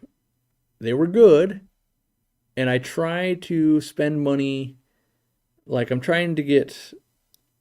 How do I say this without like? It's not a prepared statement, so I'm highly likely to make myself sound horrible here. But I'm trying to spend more money towards sustainable business model. Now, I'm not perfect because you're like, you said you ordered from Amazon. Like, yeah, I get it. Baby steps here. But we got 2 bacon cheeseburgers, and it was with tax, $26. Not 2 bacon cheeseburger meals. We didn't get a drink. We didn't get fries. Literally 2 cheeseburgers with bacon. $26. Now, what I like about them is the best way I could ever explain the Five Guys, and I've only eaten there like 3 or 4 times ever. The burgers taste like someone made them. Like you went to their barbecue and they're making one fresh. And that's always going to cost more, for like, oh, it's like, and they're not skimpy. From what I can tell, there's not a lot of filler in the meat or whatever. And so I'm trying to bring it to the forefront of my mind of go spend money where I think that they're paying us. Well, I'm hoping. So that's the other part where I'm hoping they're paying a sustainable wage because they're charging more. Like I think I learned a few years ago that Wawa's pay decently well, and a few years ago, right? So inflation could have happened. Like they could be getting screwed right now, but they were making more, and their staff seemed friendlier, and all of that. So I'm trying to make that adjustment in my life, which isn't easy. It's not always like, oh, what decision can I make today that will be better, right? But I'm trying to keep it on the forefront of my mind as much as I can. Let's see. My wife is probably saying, oh, I want to know because I'm doing something stream a long time.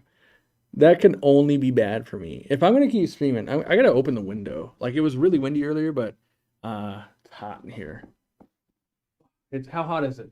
82. It's 82. Oh.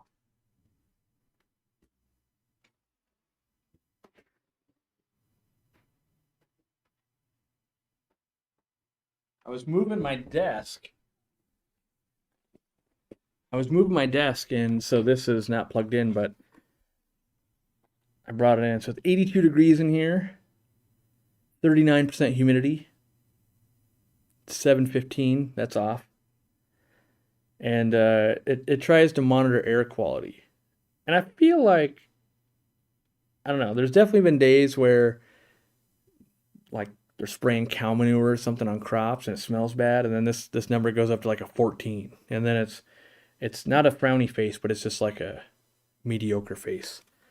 So, yeah, 82 degrees. I'm doing pretty good. I don't even think I. Oh no, I got some sweaty armpits going. So, yeah. The problem is in the tower up here, it's on top of like the house, and so it gets extra hot.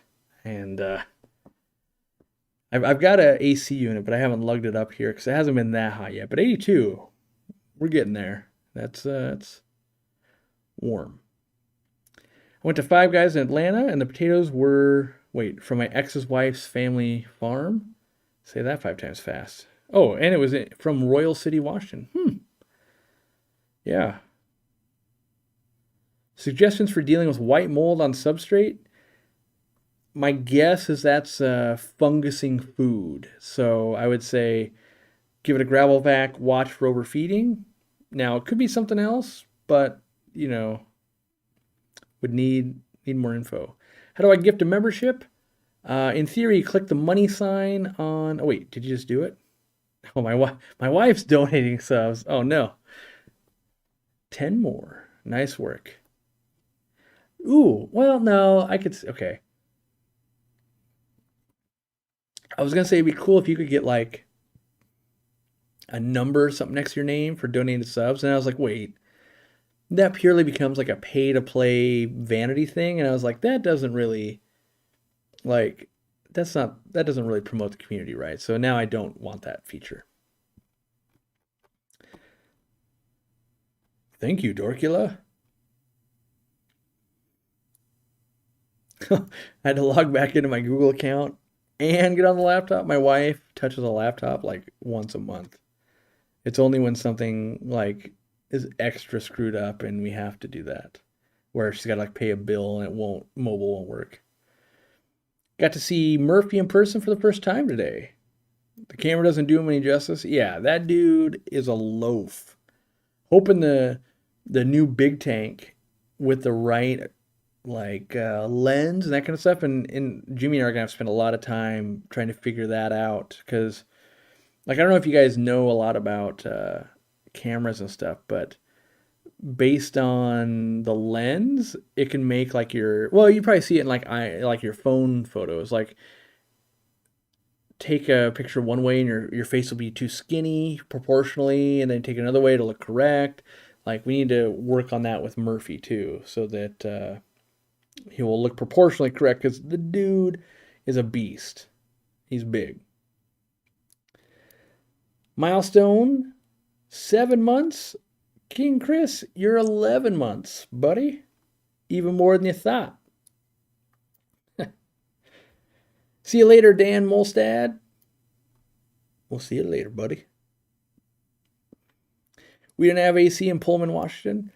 Is this the first house? Yeah. So we actually have AC here, which it is super luxurious, and every other previous up until last year, basically, I had never lived in a house that had AC. We would buy like the portable AC unit that you'd like put the hose in the window, and that was a decent stopgap, because even that feels luxurious. Like, we would close all the doors like the bedroom, and then when you had to go out, you'd be dying. But no, I mean, and like, I don't know if my wisdom's catching up with my age or my age is catching up with wisdom or something, but like even just a couple days ago, I was talking to Dorcula and like I'm so thankful that we have like a gas fireplace, like the relaxing time of it, and I'm really trying to, I don't know, maybe it's to become a better person or something, but be thankful for things around me and be more conscious of living. I don't want to say in the moment because I don't do a whole lot of that, but just being more conscious of what's around me and making sure I'm enjoying what I'm doing. Yeah, in Washington, it's not hot most of the year, and so AC isn't like a normal thing for most homes. So, which seems completely weird if you only live in hot states for sure. I want to say thank you for everything you do to the hobby. Wait, for the hobby, not to the hobby. I'm Keith killing it. And being one of the people making me fall in love with the hobby and more every day. Well, thanks. My voice like cracked there. Thank you. My patient spouse wants a Mubu Puffer shirt and hat. Well, my advice is get them soon because some of this stuff's going away. I don't know if the ones that we've been selling for years are going away forever, but they're going to at least go away for a while we do some other merch. The new merch, it's going to be very limited. So those you'll definitely want to get them while you can if you're into them. Now I whoa, all right. 10 subs from Cassandra. Thank you so much. I wish that'll be some feedback. I wish on the gifted sub part it said how long they've been a member. I think that'd be worthwhile too. Um, and 20 more for my wife. All right. Fed white worms to the stir-by fry, earthworms to the puffer fry, and I get a co-op live stream. What a great day. Worms can be a little messy. I'm a little squeamish when it comes to like technically like cleaning the worms. I don't know. I'm not sure I'm really I don't know if I'm cut out for the cutting and de-pooping of worms myself. Good food though. Like fish love it. Oh no. Finally started watching King of the Hill after all the references you made. I can't stop watching it now. I can't wait until the King of the Hill new episodes come out.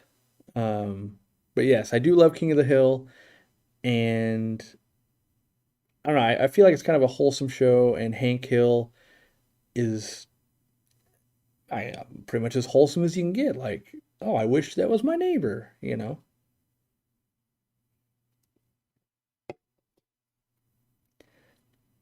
Yeah, Tucson, Arizona, hitting triple digits already.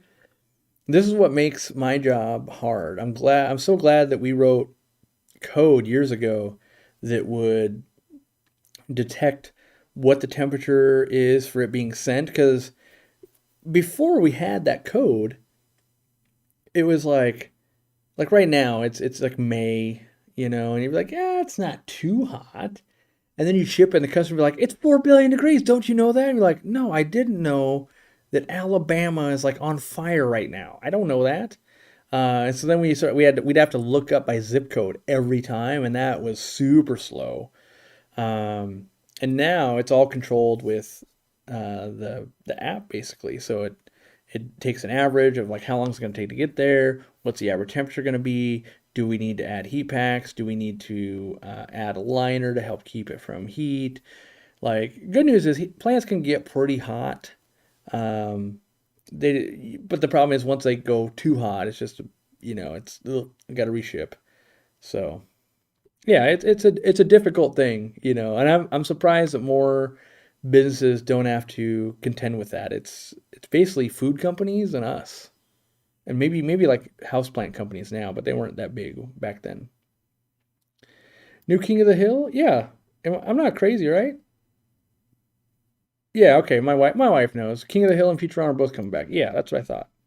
I'm not crazy. Ooh, speaking of things that are coming back, I believe. Let me see right here. I'll show you guys. One of the great injustices of our time is being rectified. If I can find the app right here. Let me make sure this isn't going to be like, this is your address. Oh no, it's gone. Come on. Where's that announcement? Ruin my life. Oh wait, it's right here.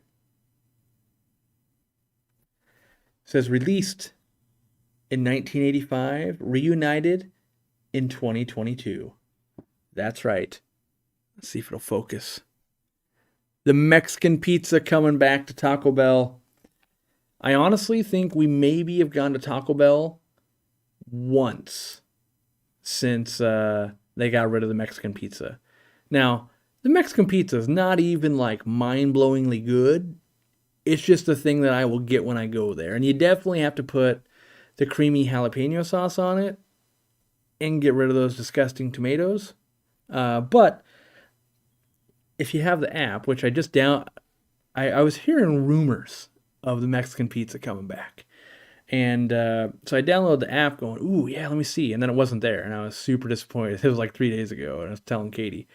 And then, oh, my mom told me, she's like, it's coming back. And sure enough, you have the app, you get like a day or two earlier. So sometime this week, oh, yeah, I'm going to hit me a Mexican pizza. My daughter Bella, 9, adores you. And the hobby with me is solo scaping a 20-gallon next month. Well worth my membership. Shout her out. Support the hobby. Good luck on the 20-gallon, Bella. That's the start. If I may, I highly recommend you watch the videos that Lizzie does, usually on the More Aquariumcoop channel or our Facebook. Lizzie is really showing off her scaping skills. Like it's not in the right format. Like she could tell you how to do it and everything, but we're doing more like these consumption start to finish 3-minute videos. But what I think is amazing is we see how fast she puts this together, and she's got like a rotating thing, and this stuff just keeps leaving her mind and becoming reality, and it's pretty cool to see. So I know I've got her working on some plant profiles and stuff like that for videos, so you'll see more of Lizzie coming as well. And I feel like I lean towards breeding more and less aquascaping, even though I went through that phase, just like I went through a wicked 5 years of African cichlids, something fierce. And I've just kind of, I'm going to say, moved on from it. And so when it's not my passion, it's like, oh, I don't want to do that. Where Lizzie right now, that is her passion. And so it's coming out well on camera and it looks great and all of that. And, maybe it'll come, a lot of stuff comes back full circle. So, maybe in 3 more years, like, oh, it's African cichlid time. Who knows? And then which means it's going to be aquascaping time and plant a tank or like dirted tanks. Swimmy E with 10 gifted memberships. Right on, Swimmy E. I'm getting ready to set up my second fish tank ever. It's 55 gallons and I wanted to try live plants, but I'm not sure what would do good in my substrate. I've got 40 pounds of sand and 20 pounds of gravel. Well, regardless of substrate, you could do at least Java ferns, Anubias, any Opontigitans like Crispus. You could do dwarf aquarium lily. All of that stuff's super easy. And then you could probably do things like vals and crypts. Those are going to be pretty easy as well. And then you can try some stem plants. But I would say a lot of, a lot of stuff there, pretty easy, at least that we sell. MD Tropicals, I think it's MD Fish Tanks, does really good aquascaping videos. I haven't watched all his videos, but in my opinion, his tanks look good, but it's not what I consider to be like an aquascaping channel. I find him to be really good on camera, and I'm locked in when I do watch his videos. Like he makes the content engaging and enjoyable. But at least the videos I'm watching, they're not super technical on aquascaping, where you might see that like in a Dennis Wong video or a Yuri's video or the green aquascaper. And I'm not saying his tanks don't look good, but I'm just saying, like, if I'm directing people towards something, yeah, I would direct towards those for aquascaping, where like go watch MD Fish Tanks because it's a good channel and fun to watch. And his planted tanks do look good.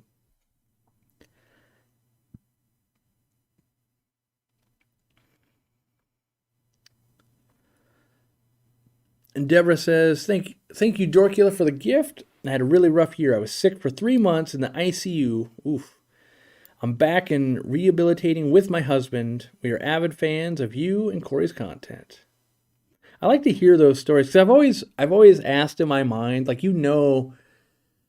some people like maybe lost their jobs, maybe some people got sick, maybe some people are on disability or whatever it is.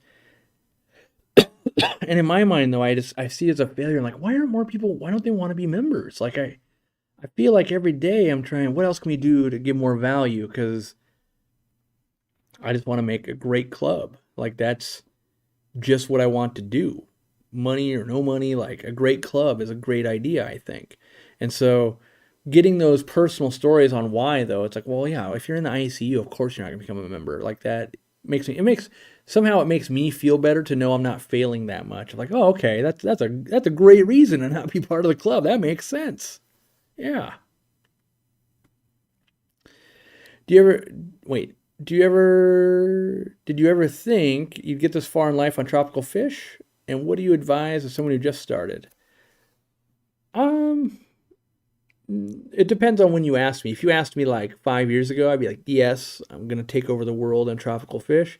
If you asked me before my store started, nope. I thought I would just run, like I'd be lucky to keep it open.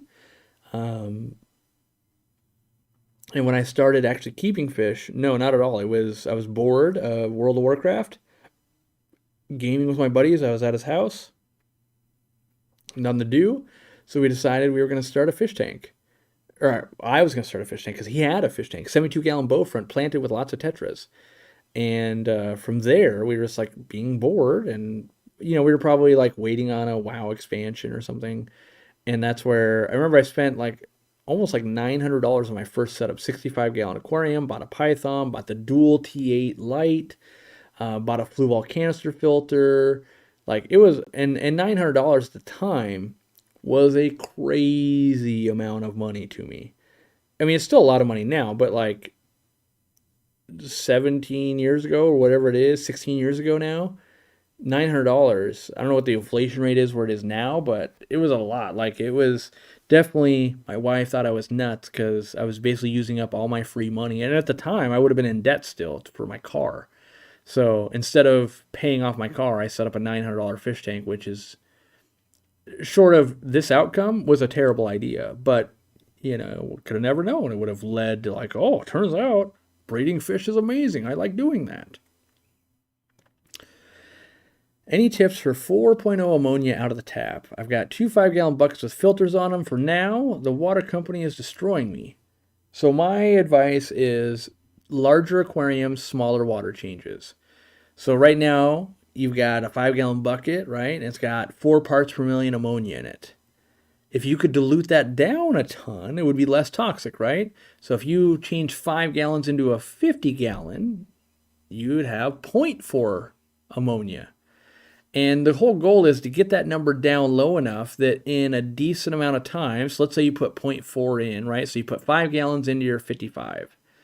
You put some dechlorinator in there, it binds the ammonia up for 24 hours. Your filter and the plants and everything else and all the bacteria in that tank will probably chew right through that in 8, 12, 14 hours, right?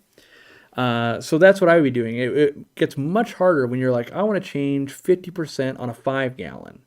Now you're going to have 2 parts per million ammonia, and that's much harder to chew through in a reasonable amount of time. So what I would be saying is you kind of want to see what are the limits of how much could your bacteria chew through in the allotted time of like 24 hours. Like your dechlorinator will bind it up for about 24 hours. Maybe you want to see it chew through it in 18. Give yourself some buffer there.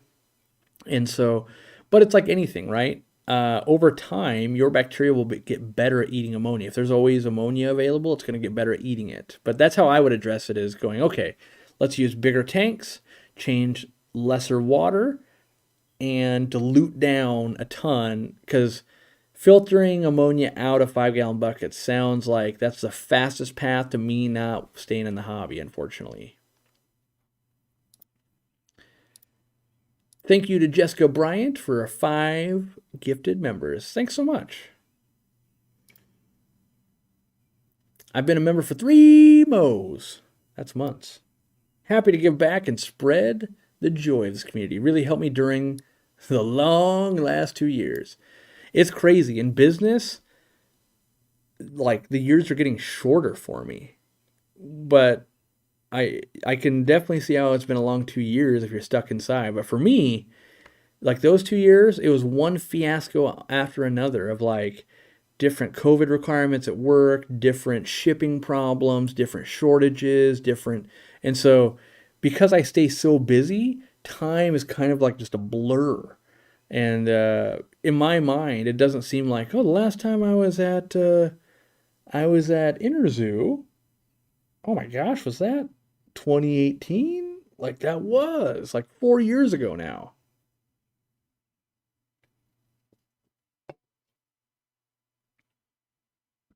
Have you ever thought, wait, have you ever thought where my business would be without the YouTube channel?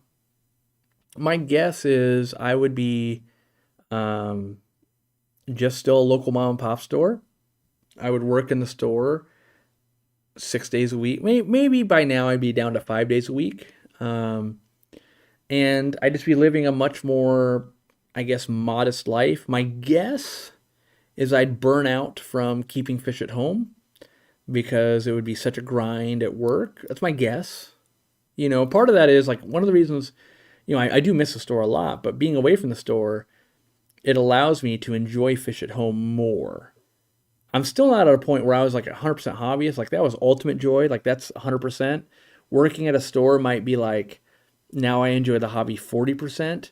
And like where I am now, where I work from home and don't work at the store with fish all day, but I still work with fish, I might be enjoying it at like 60%, right? So it's still better, but I think over time, I watch a lot of store owners just kind of burn out on fish and they forget about the excitement of that first fish spawn, that first 5-gallon tank setup, that first moment, because you're now 20 years away from it and you're just like, yeah, you might like white clouds, because they don't excite you anymore, which, I mean, I think white clouds are amazing actually, but it's easy to lose touch when you haven't done it in a long time. So I know it's important for me to stay in the hobby. And one of the best things is improving products, working on products, because that forces me to go play in the fish room and work on stuff. And once I get going, it's really easy. Once I'm there, I'm like, oh, I should do this now. Oh, that's going to be cool. I'll do this or that. But if it's like, should I go do that? Maybe I'll do this work. So then I don't. Which water conditioner is better, Prime or Fritz? They're dang near the exact same product. Like they're almost the same thing. I don't know without comparing it. I like Fritz just because I like the people and they're doing aqua shell and that kind of stuff. So if you were to see them as equal, buy Fritz. And they work better with us. Whereas Seacam is like, yeah, get out of here, fool. So Prime is better for the value? I don't know if that's true. It might be, but I don't. I doubt it. I want to know now.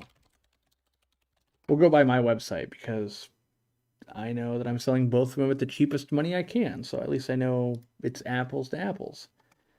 So for $20 with Prime, you can treat. I want to say this bottle does what, 5,000 gallons? Let's see. Where does it say? 5,000 gallons. Yep. So Prime for $20, $19.99 treats 5,000 gallons. If we go to Fritz, let's get the same size bottle, the 16 ouncer. It treats 4,800 gallons, so 200 gallons less, but 15.29. So you save 23-ish% for 200 gallons less, which is like 5%. So technically, Complete is a better dechlorinated ratio to pennies. That being said, go buy whatever's at your local fish store. In fact, I started a movement well, I'm calling it a movement, but yeah. So at my store, Prime is much cheaper than Fritz. Someone's doing their job incorrectly then, because like I'm selling both of them for the cheapest they can be. So either A, the store is breaking MAP, in which case they could get shut down by either company, or B, they're marking one of the two up, which, well, that's not great either. But anyway, the movement I'm kind of working on is getting people to shop more in their local mom and pop stores. So one of the reasons why we're supporting local mom and pop stores, I want to make sure they stick around. Like, it doesn't do, well, it's not a great thing that if like, oh, the only one that made it was Aquarium Co-op and everybody else dies off. Like, competition is good. Having more people, teaching more people is good. All of these things about having local mom and pop stores. So on the forum, I actually started a thread that was post what you bought at your local mom and pop store today, basically. And so that way you can see like the fish and what else you're buying there. Because I think as more people see that and they go, oh, wow, that was a cool thing. You know, you're like, oh, that's a really cool piece of wood. And oh, I didn't know stores would have, like fruit fly cultures and Daphnia cultures and this and that, right? I think that'll lead more people to go, I should check out my local fish store. And the more people that utilize local fish stores, the better they will get. You know, on average, if 10 fish stores all make 10 times as much money, some of them are going to become way better fish stores.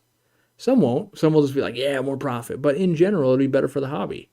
And you could make the same argument for online and stuff, but I think most shopping is being done online right now. Not for fish, but for a lot of the supplies. I mean, a lot of you guys buy from us, and we appreciate that. But don't forget about your local fish stores, because you'll want them to buy fish. You'll want them for emergencies. You'll want them to trade fish in, or help you rehome a fish. There's still lots of great uses for local mom and pop stores. So yeah, and go buy stuff, or I mean, go post there if you're so inclined. I prefer CCAM Safe over CCAM Prime. Yeah. There's also, what is it, ACCR by Fritz? They make it's kind of like the safe version, but Fritz's version. What is it? So for $18.69, oh, maybe not. Maybe I'm just a liar. No, I'm a liar. It only treats 4,700 gallons. I feel like there's something wrong here. I'm gonna. Well, I have a meeting with Fritz on Tuesday, so I'm gonna ask. I'll just ask him like, why would someone buy the ACCR powder version instead of your liquid version when it's cheaper to do the liquid version? Let me make sure that we just didn't like write the wrong amount of gallons that it treats. No, that's it. It says it on the package. Yeah, I don't know. Safe doesn't treat heavy metals? Yeah, but the other thing to know, like a lot of times, like the plants are going to consume that anyway. And Dean coming in with 20 gifted memberships. Am I a little too dark now? I feel like with the daylight going away a bit, am I a little bit too dark, or is it just right? Is this like the speakeasy level lighting, or should I crank it up a little bit? Like I could be like, is that better? A little bit brighter? See, but now I get that like right there. A little bit of flashy forehead, Prime works for me, sticking to it. That's the right attitude, Bry Guy. Like, of the things to worry about in fish keeping, the chlorinator is not the one. In fact, when I was telling Fritz, they were like, how do we gain market share on Prime? And I was like, you don't. You're never going to gain market share. It is 1,000 times harder to make someone go from Pepsi to Coke or Coke to Pepsi than it is to go, oh, you've never had a soda before? Here, try a Diet Coke. And they go, wow, that's sugary. I like that. Now they're a Coke drinker. So onboard new hobbyists, don't try to, if you've used Prime forever, great, use Prime forever.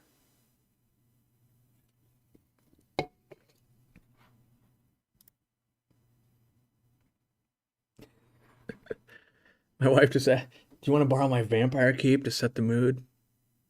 That might be a sign it was a little too dark in here. There's also no mirrors. Now this is too much.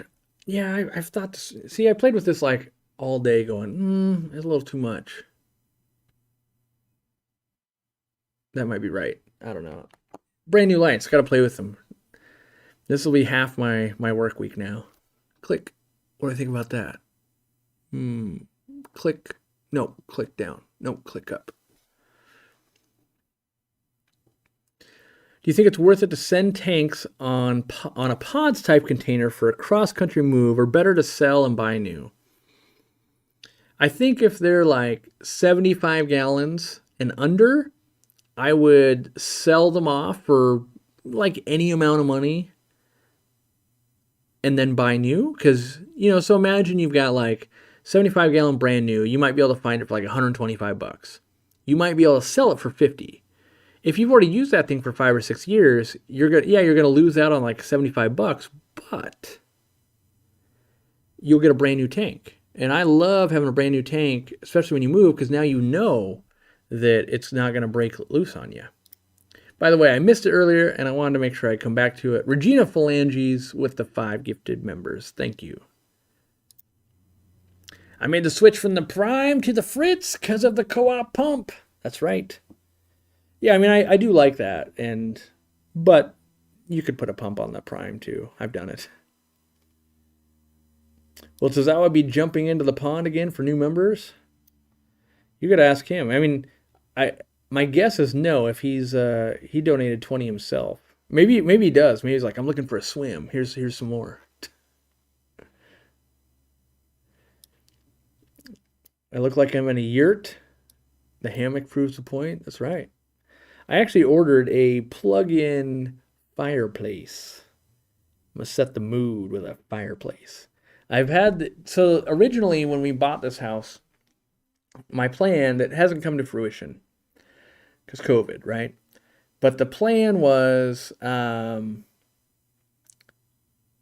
do fireside chats up here, like ultra fake fireplace, 2 chairs, either a podcast or like some kind of interview style. And then I realized Tinky likes to destroy everybody, and I don't really like having people in my house. I've already got people that come to the studio and that kind of stuff, and I was like, I need like a space that's kind of just for us. And so, but I could still put in the fake fireplace and some other doodads and still make it cozy in here, but not necessarily the multi-person.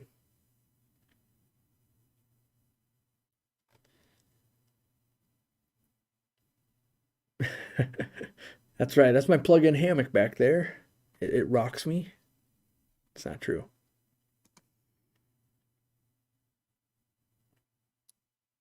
Oh, by the way, with the pods, a lot of times you can't even get insurance if they break when they move them. So that's kind of my fear is like, oh, it broke anyway. Ugh, now I got no money and I got to buy a new one.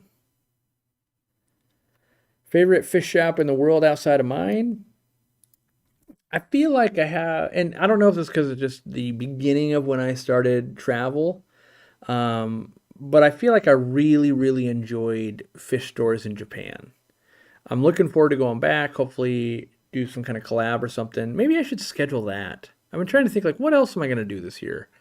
Maybe I'll try to schedule something with Ryu and do some shop hopping and that kind of stuff in Japan. Although my wife's going to want to go, and we're already, yeah, I don't know. We'll figure it out. But those stores there, they were like they were a good mix. Well, maybe it's because they had like the mom and pop vibe, whereas like China, that's like another level. But it's like, oh, this is a city of aquarium stores, so you don't get that. Even though it is like mom and pops, you don't get that same vibe. Where in Japan, at least all the ones I went to, and there's still like no one watched them because the channel was so small, but there's like 4 videos on the channel of different Japanese fish stores we went to, and I thought they were amazing. So, yeah, I want to go back. I think I could do a better job this time filming them, and it's where I found rice fish, and I find it funny that they're getting popular now. We were just, we were trying to tell people like this is gonna be the next big thing. You don't realize, and here it is, like becoming a pretty big thing, which is cool. Just need some little doggy hammocks, super low to the ground. Yep, my dogs would be afraid of them. Tinky would maybe do it, but Wincy would just be like, that thing's a death trap. Can we do a member trip to Japan? That, yeah, I feel like that would ruin it. I'm like, we need someone to organize it, but the problem, I'm always just afraid like something's gonna go wrong, and Aquarium Co-op's gonna get sued out of their mind, and like, yeah, we tried to do a good thing, and then it ruined us. So I do think it'd be fun though, and I guess that's why I like Aquashellas and that kind of stuff. Of like, yes, everyone can book their own plane tickets and their own hotels, and we can all go here to do a thing. But I don't want to make sure we have 26 taxis to get everybody from one fish store in Japan to the next one type of thing. So, but it would be fun.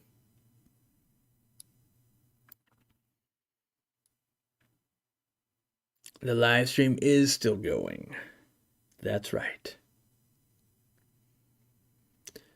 Where did I just saw something I want to read.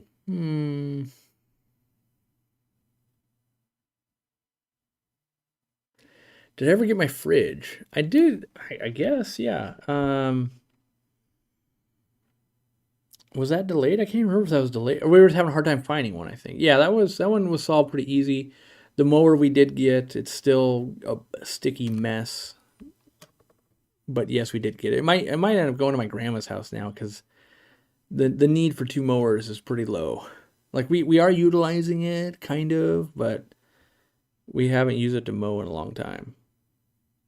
We have the bigger mower to do that, and it's just faster and easier. So, and my grandma happens to need a mower, so I just got to figure out how to get it there. Might use Corvus Oskin's trailer or something. Who knows? Let him finish moving, and then maybe I'll have him help me move a lawnmower. Do I ever dabble in saltwater? I have in the past. I don't currently. I don't. Not that I don't enjoy it, but no, it doesn't make any sense. Kind of business wise, I guess. Like, I won't. It's not great video for me. I pay retail for everything. It's a distraction from my normal job. So that has some merits in that, but I'm not sure if it's different enough, and I'm not just going to be like, yeah, and I'm bored after 18 months or less. And then I can't just like take it to my store. It's like, well, I got to go give it to a saltwater store. And so, yeah, I just haven't, I haven't been into it lately. If I ever moved near an ocean, possibly like a tropical ocean, the collecting aspect of it would be pretty fun. My Aquaclear 30 backed up and started pumping water onto the floor. So sad, never buying a filter with a motor outside the tank.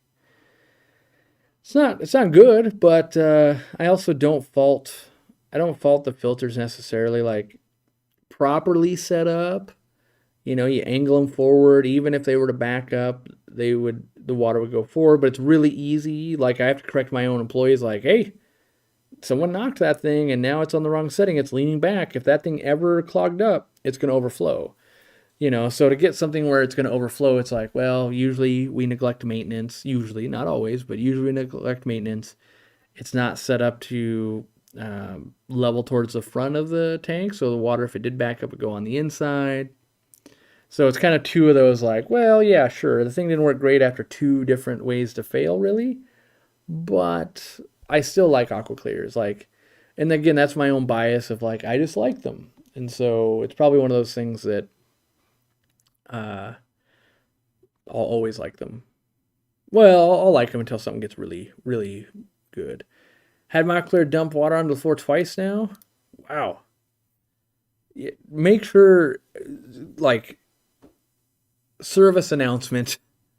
Make sure filters, like if this is your filter, this can of super extra large peanuts.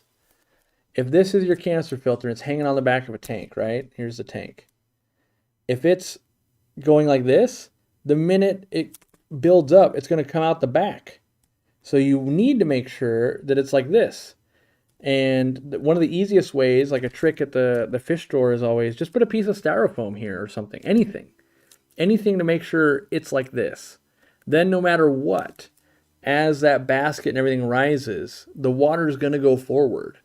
I'm not going to say it's impossible because nothing's impossible, but it becomes very difficult to overfill or flood with a hang-on back when it's tipped correctly back into the tank. What's the best tip for netting fish out of a tank without the deplanting the whole thing? Jonathan, watch our video on how to catch fish. You'll set up one net as a trap and then use your hand to guide them around the plants and into it. Takes some work, takes some practice, but it is the preferred method. Yes, I did steal your peanuts to my wife. I think I was just hungry, and I was like, I'm taking these peanuts. I'm holding them hostage.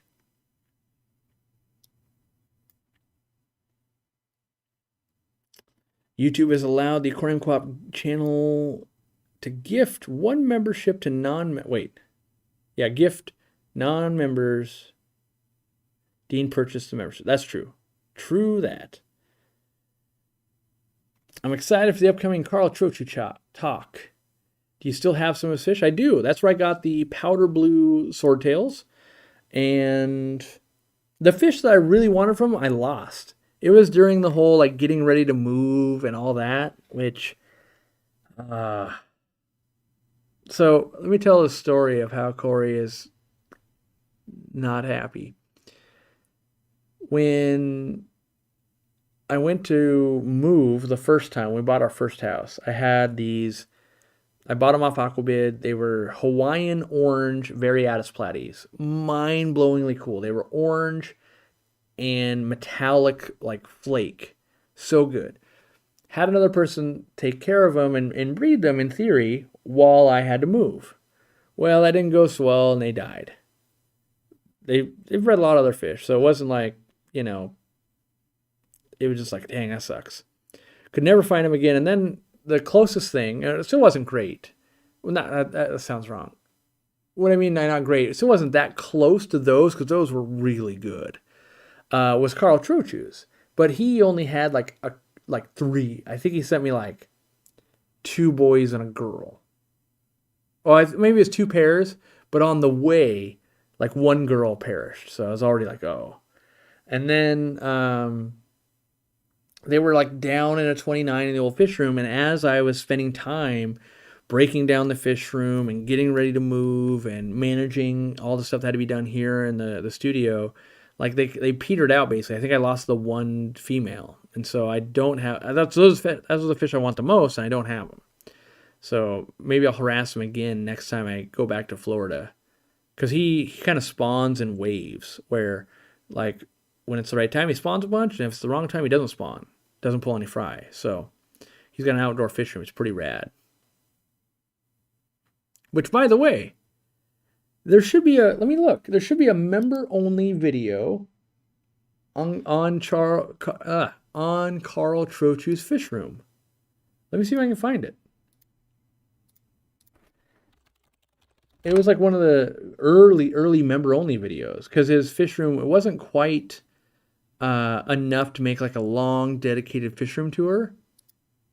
And so in theory, I could pull that up and link it. So that way you guys could watch and kind of see more about his setup before you watch his talk. Because then you can take it like, oh, okay, I know what he's saying. Yeah, I saw that. And I'm sure he'll show pictures and everything. So, you won't be totally lost. But let me find, I can put it in the chat and you guys can save it for later. I gotta scroll way back. It's before the, okay, let's see. There it is. Champion live breeder in his outdoor fish room. Members only. 22 minutes and 53 seconds. All right. Putting it in the chat. Boom.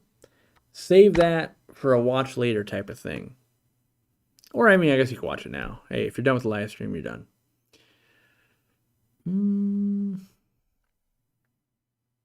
Where am I at? Gonna have to get Corey onto Project Zomboid until you die and lose everything. It must be a game. Must be a game. Welcome to Linda, Miller, and IPAC.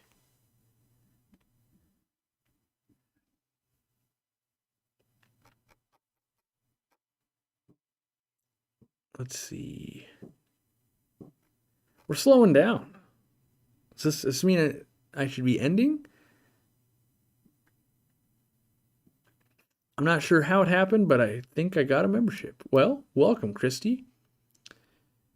Is he the one with all the different Cory catfish? No, Carl Trochu, he breeds swordtails and platies and variatus and wins like every show he enters ever. He also has a website that he's maintained for many years called Miami Swordtails. He's also into motorcycles and stuff too. Because I remember that being on his website. I've had many different filters in my day, and for whatever reason, the only one with the motor in the tank failed. Yeah, I mean, I've got experience with like every filter in mass scale, right? So, like for instance, just to try out the tidal filters, we started with 40. That was a trial. And then over the years, right? Like, so imagine every day you've got 30 customers through the door, and a majority of them have hang-on-back filters. Over years, you see which ones routinely have problems and which ones don't have problems. You also learn like, oh, what are the tricks to avoid problems?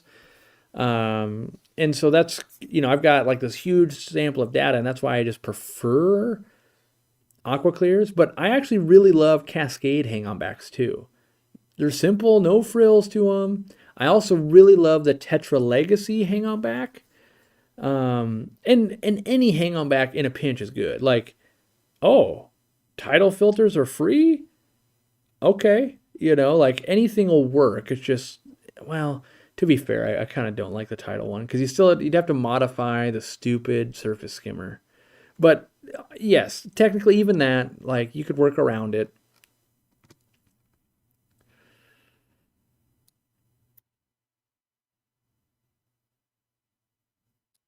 Speaking of, how's the Harleys? I haven't ridden my electric scooter thingy. You were the last one to ride it. Cichlids 23. Cichlid 23 works for us, and they were over here. I don't even remember why. Pick something up or just hang out with Katie, something. I don't remember. But they were the last ones to ride my electric scooter. 5 hours till I can get out of work. Oof.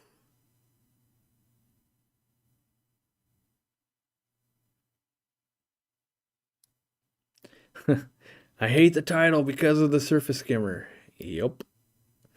It's funny because like every other filter, they basically make the surface skimmer optional. And they could fix it. They could take the apparatus, on the Emperor filter, the Penguin filters, where they've got that mid-water intake and you've got that like little door you can close.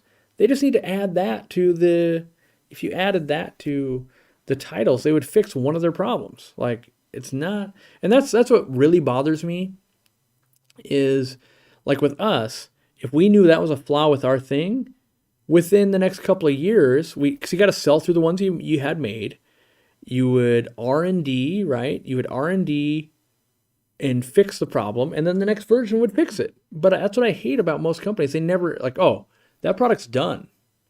Like we don't modify. Like what? You don't make it better? Yes, Candy was over picking up Randy's discus that were here. Yeah, that's why. That makes sense.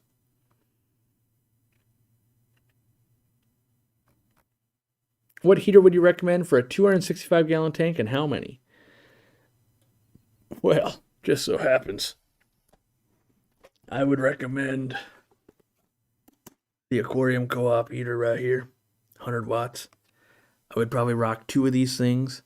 That being said, I have no idea what your setup is, but I can give you an example. My 800-gallon aquarium runs one 300-watt heater, and it's overkill. So, at 265 gallons or whatever, what, 200 and something. Two of these? Yep. One might not, one might even do it, but two for sure. Well, I can't say for sure. I can never say for sure about anything. With tops and other things that make sense, and it being, average room temperature and only lifting it, enough degrees for tropical temperatures, probably a couple of those. That being said, buy any heater you want, because I don't want to die on a hill being like, you should buy the Aquariumcoop one, and then you turn out you hate it. Like, let's be real, I hate all heaters because they're not infinite working forever. So, wish I could stay. It's almost 11 in Florida. We're just getting started. It's Saturday night. Is the foamy water on the surface anything to worry about? I think it's protein buildup. Normally protein, I mean, it could foam, but usually it's not the foam. We have a whole video, and I know I'm saying this a lot lately. We have a whole video on what do the bubbles on the top of the water mean. Watch that video, because it could be ammonia, it could be protein buildup, but usually it's ammonia when I see that. And a lot of people will be like, it's not ammonia, test it. Oh my gosh, I have ammonia. Yeah, I know. That's always my go-to. Like, check that ammonia. Too often, it is that.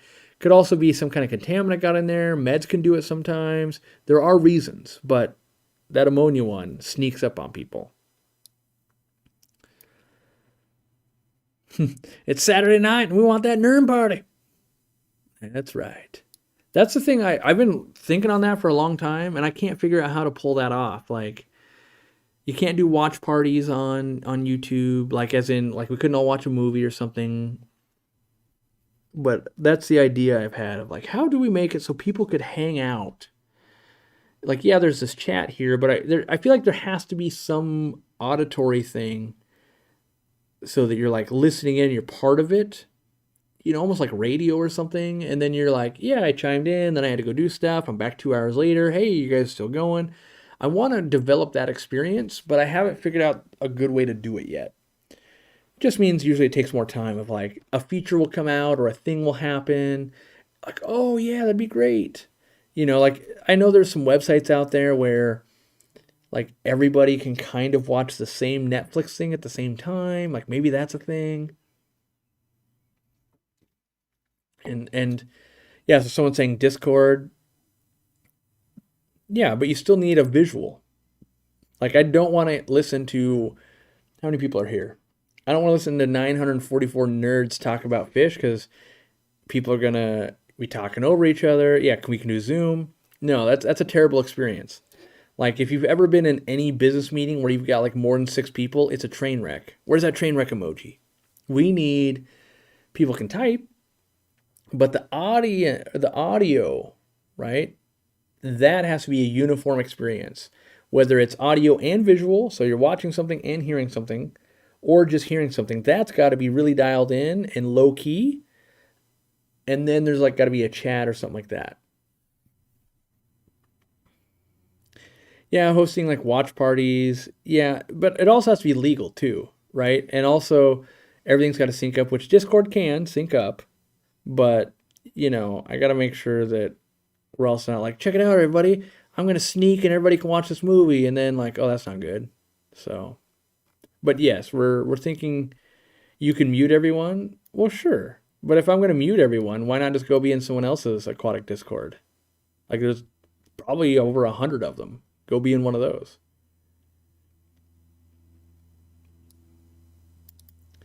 Yeah, Discord, you can manage that, plus you can stream. That's what I'm doing right now. You're all muted and I'm streaming.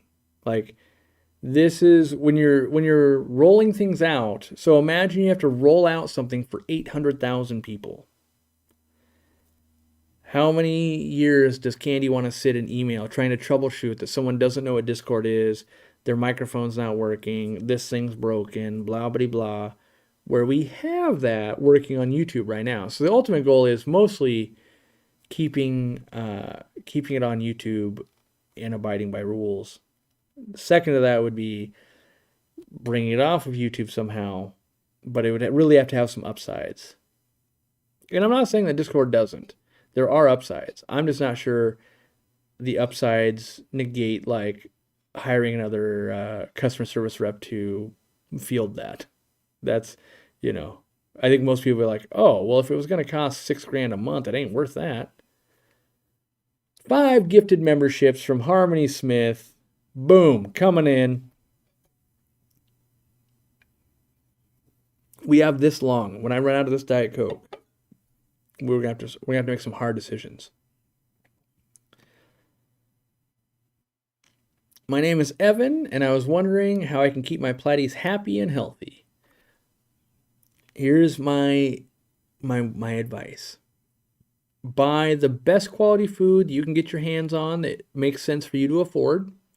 Whether that's frozen, whether that's a good quality flake, whether it's a good quality pellet, whatever it is. And then get some live plants growing, because over time, those plants will fill in and it'll be better and better for your fish. You don't have to spend a lot of money. You could just start with like 1 Anubias, and that would be that. So those are my 2 quick and easy. I realize you guys are explaining how Discord works for me. I have Discord up here with a bunch of channels, and I'm in Discord every day, 24 hours a day. Fairly well versed. The disjointed part here is that just like Twitch people know how gifted subs work, gamers and some other people know how Discord work, but there is the majority of the world that doesn't understand and is not intuitive to understand how channels are going to work and how, oh, what's this nitro booster? Oh, how do I link up my, my YouTube membership? Like there's always friction. And until there is something that is a reason to go, and I'll say the reason why, if we were going to go to Discord, the reason would be because I can pay a developer to build an auction bot to run auctions and classified listings so that members could trade and sell fish. That would be the reason. Once we were there, then we would take advantage of extra benefits over there. But to take off platform is not great for our business, because it's more legwork, it's more cost. To the best of my knowledge, maybe somebody knows, but to the best of my knowledge, there is no actual classified / auction bot. I looked for it. I saw one person get one developed, but they're not willing to share the bot. So, yeah. Discord tends to falter at 1,000 people. I've never been in a Discord that big, so I don't know where you start running into bottlenecks, I guess. I do know that, just with a forum, getting people to post in the right sections and all of this, and yeah. To Corey's point, I'm very techie, and last year was the first time I used Discord. No, it's not hard, but it's not intuitive. It's very difficult for people to use that aren't real techie, like Candy. It's just different. To me, there's a lot of things in the world that aren't hard. I found it very difficult to go from an Android phone to an iPhone originally. iPhones are very easy to use, but and just like if you go from a PC to a Mac, it's counterintuitive, and therefore you don't like it, and there's a friction there. And vice versa. If you go from Mac to the other way, you feel that same friction.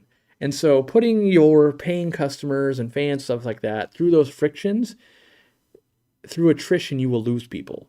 And so you try to not switch platforms as many times as you can. You would think they're like, well, of course everybody has YouTube and Facebook and Instagram and TikTok. And then when you actually look into it, you're like, oh my gosh, these people almost never cross-platform.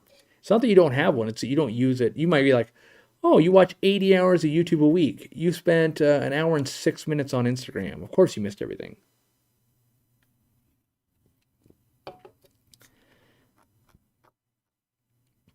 All right.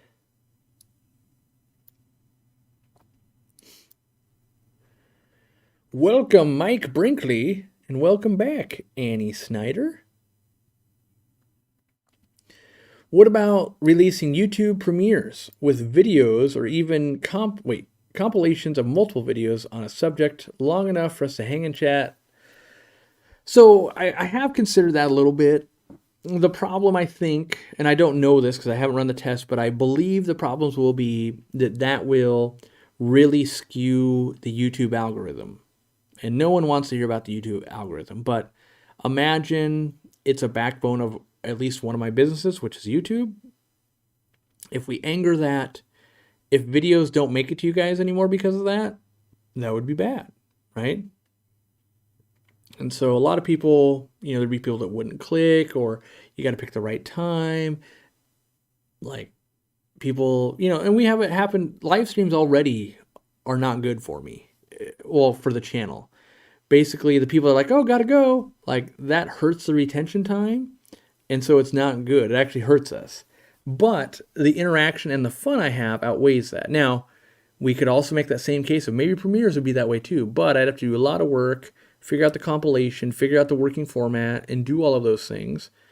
And then maybe get something that like, well, maybe this is already happening. Where a lot of times, if you wait and you're looking, you'll find that, oh, that's the answer. Just like we do with products all the time. Like, yeah, we know we need to make that better, but when will someone do something that'll inspire us to get us there?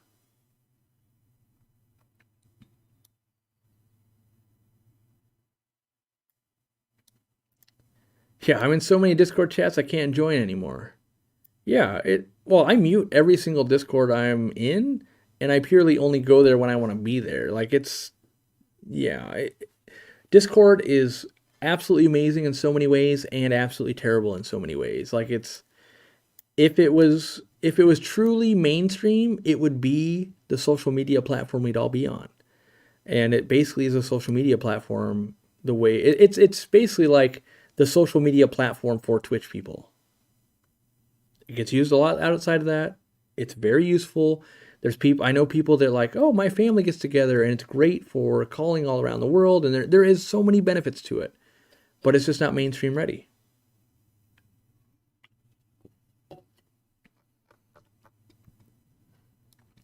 Can you keep plants with silver dollars? Most times they eat them. Not always, but most times long term they eat them.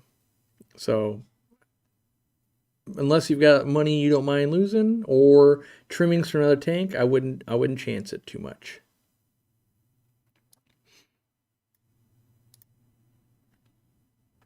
I live on YouTube as well, no Facebook or any other platform. Yeah, I mean that's most people, if you truly observe them, even if they say they use all the platforms, in general, there's clear winners, right? There's like, oh, you use this one a ton and these ones not so much. And so we know it's really hard to bring people on. It's really apparent when you're like, oh, look, you have 800,000 people here. And then like, oh, you have 400,000 on Facebook.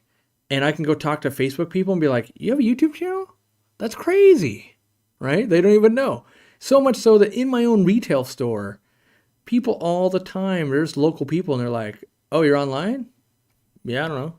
Like the world is big and diverse and we all live in we're basically all in this 55-gallon tank together here online in this live stream.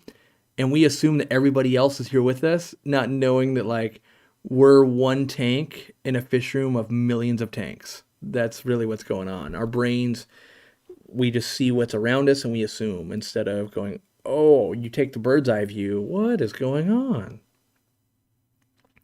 Have a good night, Benjamin Peters. My goldfish has what looks like white or clear discharge around the eye. Should I use Fritz Marison or Marison 2? And what is Marison 2, by the way? Marison 2, I believe, is a more broad spectrum antibiotic, but erythromycin is what's in Marison, and that's what we would use for something like that. That being said, being it's a goldfish, I recommend, if you don't have live plants, use salt. Salt, well, it's a lot easier. I found your videos, then I found your store. That happens a lot too. I'm not saying that we don't have a lot to gain by being on social media platforms. I'm just letting people know that people would be shocked because I'll be in there doing my meet and greet thing, like because I'm in the store and people are wanting selfies, and then you'll see these people like, what is going on here? Like, who is that guy? And the employees will be like, oh, he owns the thing. Yeah, it's for YouTube. And they'll be like, huh? Because if you're just a family and you roll in 8 months ago and you don't watch this on YouTube, we're just a local fish store. They got no idea. So, yeah. This chat's been crazy busy. I don't know how you keep up with it all. It's a learned skill. I mean, you can't, I can't read every comment, but I'm scanning lots going, okay, figure eight puffers. I'm in Florida. Okay, that one's addressed to Tori. That one, Candace is talking to that person. And so you're trying to scan and also keep the conversation moving. And so every once in a while you'll see that like, my brain just like, hold on. I started jumbling. Need to like let everything catch up. And then like, all right, where was I? What's my favorite pleco? That's where I was, from Barbara Day. I think honestly, bristlenose plecos are my favorite. They're just, if I could only ever have one going forward, it'd be bristlenose. That being said, my flavor, my pleco of the month probably changes. There's too many to like.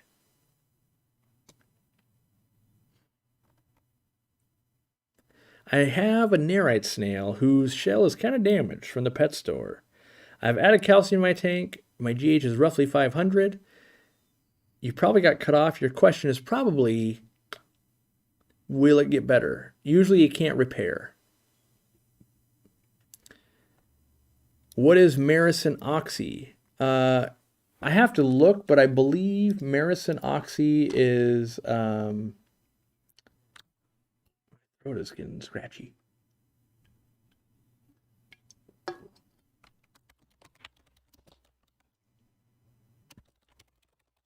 I want to say it's like, what's that other antibiotic? No, ampicillin or something like that? Let me see if it'll say.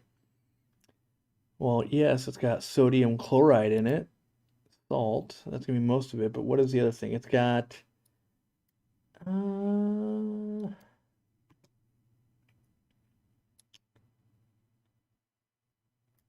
is this? Active ingredient, sodium chloride, 4.3%, and it lists nothing else? That's clearly not what's in this. Let me look on the Fritz Aquatics website. I think they usually have the MSDS sheet on here.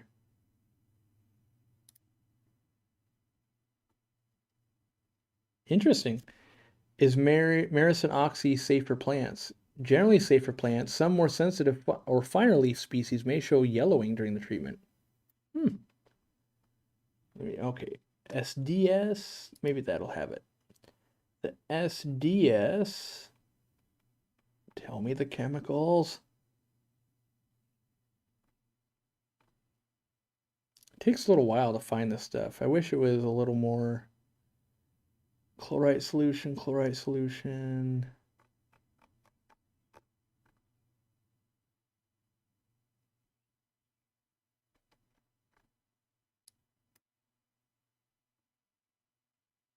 It's a marine pollutant, FYI. Why is this being so difficult? Someone in the chat found it faster, maybe? Not yet. Oh, they're doing the thing I hate. I hate this. So chemical identity, 4 to 5% is proprietary blend, 95% water. Even on the MSDS, well, this is an SDS sheet, safety data sheet. And MSDS, I think they have to. I don't think they can say proprietary blend. So I don't know. I can't help. I can't get to the answer in a timely manner on the live stream. Fritz Maricin Oxy is a non-toxic material. Yeah, I don't know. I hate that kind of stuff. Just tell me what's in it. Corey, is this your longest live stream? I left hours ago. You're still live? No, nah.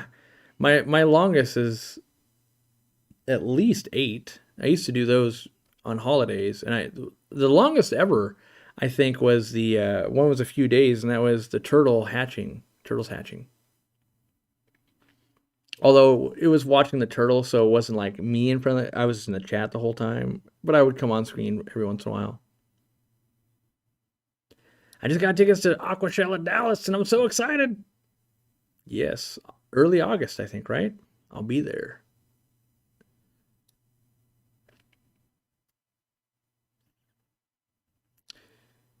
Do-do-do. I have one more question. How can I keep longfin something? I forgot the name from nipping fins. Well, that makes it. It's not easy. Let's see. How can I keep longfin something from fin nipping?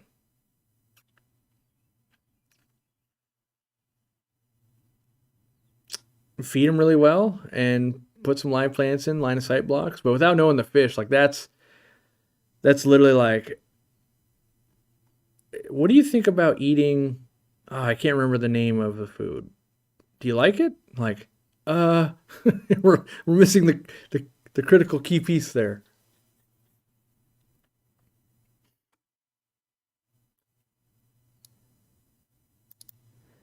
Yeah, Linda, I couldn't find the answer. I'll try and ask, but if it's a proprietary blend, a lot of times they won't let us say, which I realize doesn't help you. Sometimes they'll tell me though, but then I don't want to break their confidence and be like, it's this. Oh, Medcow says MSDS was discontinued and it's now called SDS.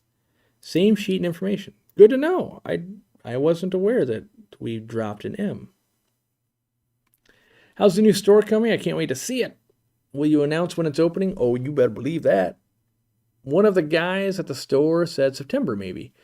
Yeah, so the main builder, I would say, is Joel Korvisoskin. He just moved closer to the store.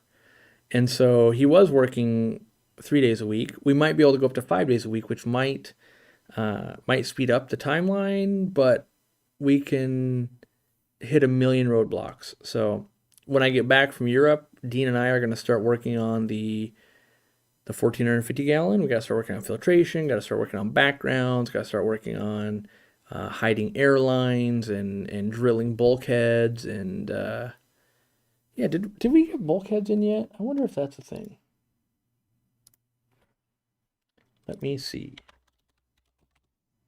I know we placed an order. Nope, not yet. In the coming weeks, we'll be selling bulkheads. I was having troubles finding them because we needed them, and then that's what always happens to me is I'm like, I'm spending a lot of time trying to find somewhere to buy this, and then I was like, wait, I should spend the time figuring out how we sell them, and the byproduct of us selling them is that I have them. So we'll be launching the 1/2 inch, 3/4, and 1 inch to begin with. We'll judge sales, and then we'll buy a crazy amount if we need to. Like, I'm not sure that people need 1/2 inch and 3/4 very much. 1 inch a lot. And then, like, I actually just needed a bunch of 2-inch ones. So yeah.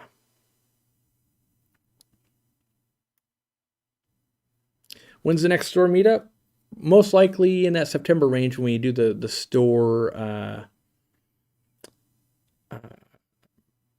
reveal, I guess. I don't know. What's the number of Cemex lapis luster sand that you put in Ladybird's tank? 0.8 lapis luster is what I use.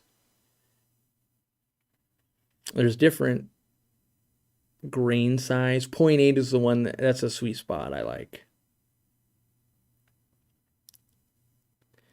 Active ingredient Americin oxy is sodium chlorite. Oh, I see. Not salt. That's chloride. It's an oxidizing agent like peroxide. So yeah, maybe let me see if that original search was right and I was just being a doof. You're right. You're chlorite. While on live stream and looking like this quickly, I mistook sodium chlorite for sodium chloride, which I have no idea what chlorite is, but you're saying it's like peroxide? Maybe it is. So it's not just salt. So, all right, good to know. I feel like I don't know if is that the one I tested. Let me see. I know it was a they had one. I don't know. I can't find it. I know I tested some Fritz products, and basically I sell every Fritz product I believe in. And well, that's not true. There are some saltwater one stuff that I do believe in, but we don't sell. But most of freshwater stuff, the meds and all that, if I don't sell it, it's because in testing it didn't work for us. Doesn't mean it doesn't work ever, but just didn't work for us. When's the next member call in? I don't know. We're trying to figure out how we make that a little better. We think we need to cut people off. Well, not cut people off, but like once you ask the question, like hang up on you, and then we'll answer and keep it moving. Yeah, we're a lot of stuff we do it and then we go back and we review how do we make that better, how do we make it more interesting, that kind of stuff. Welcome, Seth Robbins.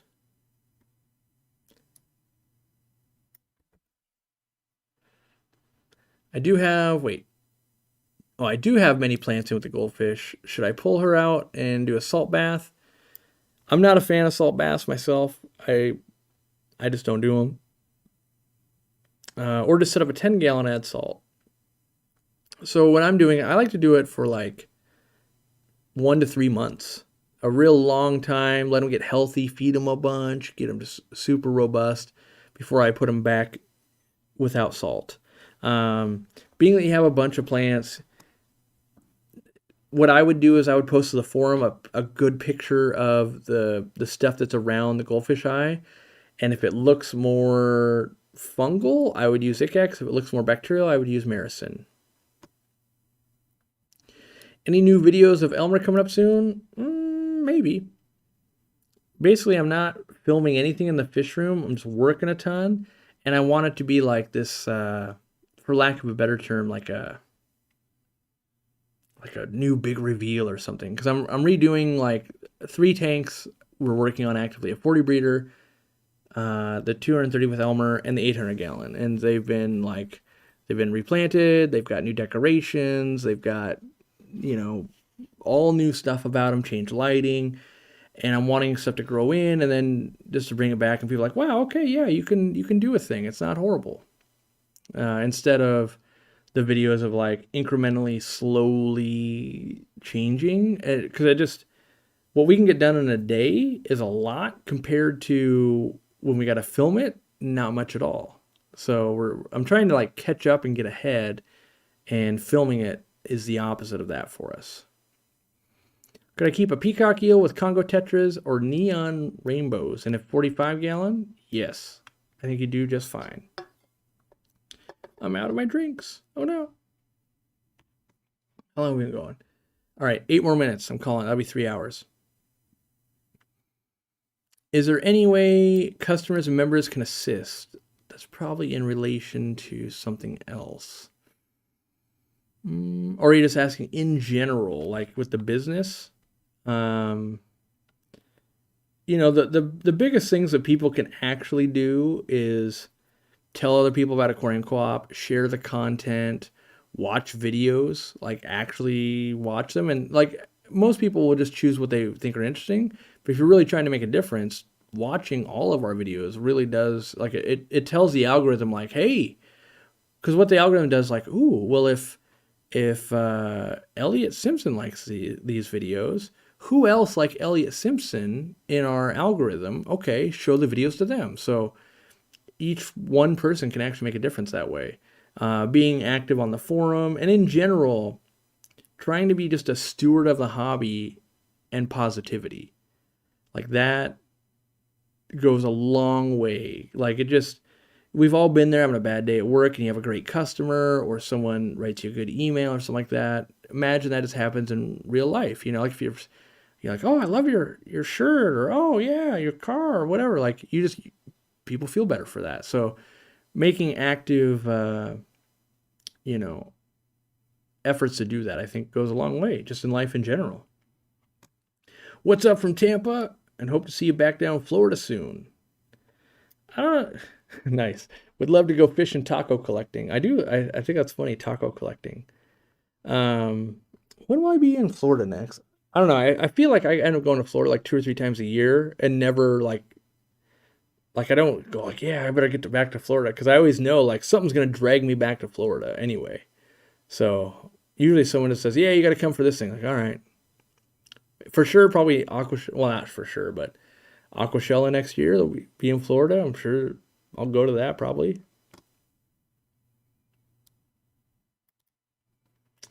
What can suddenly cause a betta to get an S curve? Hmm. Suddenly makes that weird. Maybe they like the only time I really see suddenly is when something like swims into like the glass and they can break their back. It's difficult because if it's actually suddenly, it's something like that. But a lot of times we just don't notice and be like, oh, it's been that way for 3 weeks. Like, oh, that could be something else then, you know? So you got to know, like, does the person, are they in tune with their, I don't want to say in tune with their fish, but like, are you keeping a close eye? Because like in my fish room with 70 different ponds and tanks and stuff, you can go, ooh, I wonder how long that's been going for. I hadn't noticed that. You know, because you don't have the time every day to be like, it would take hours to actually do like a wellness check on every fish every day. So, yeah.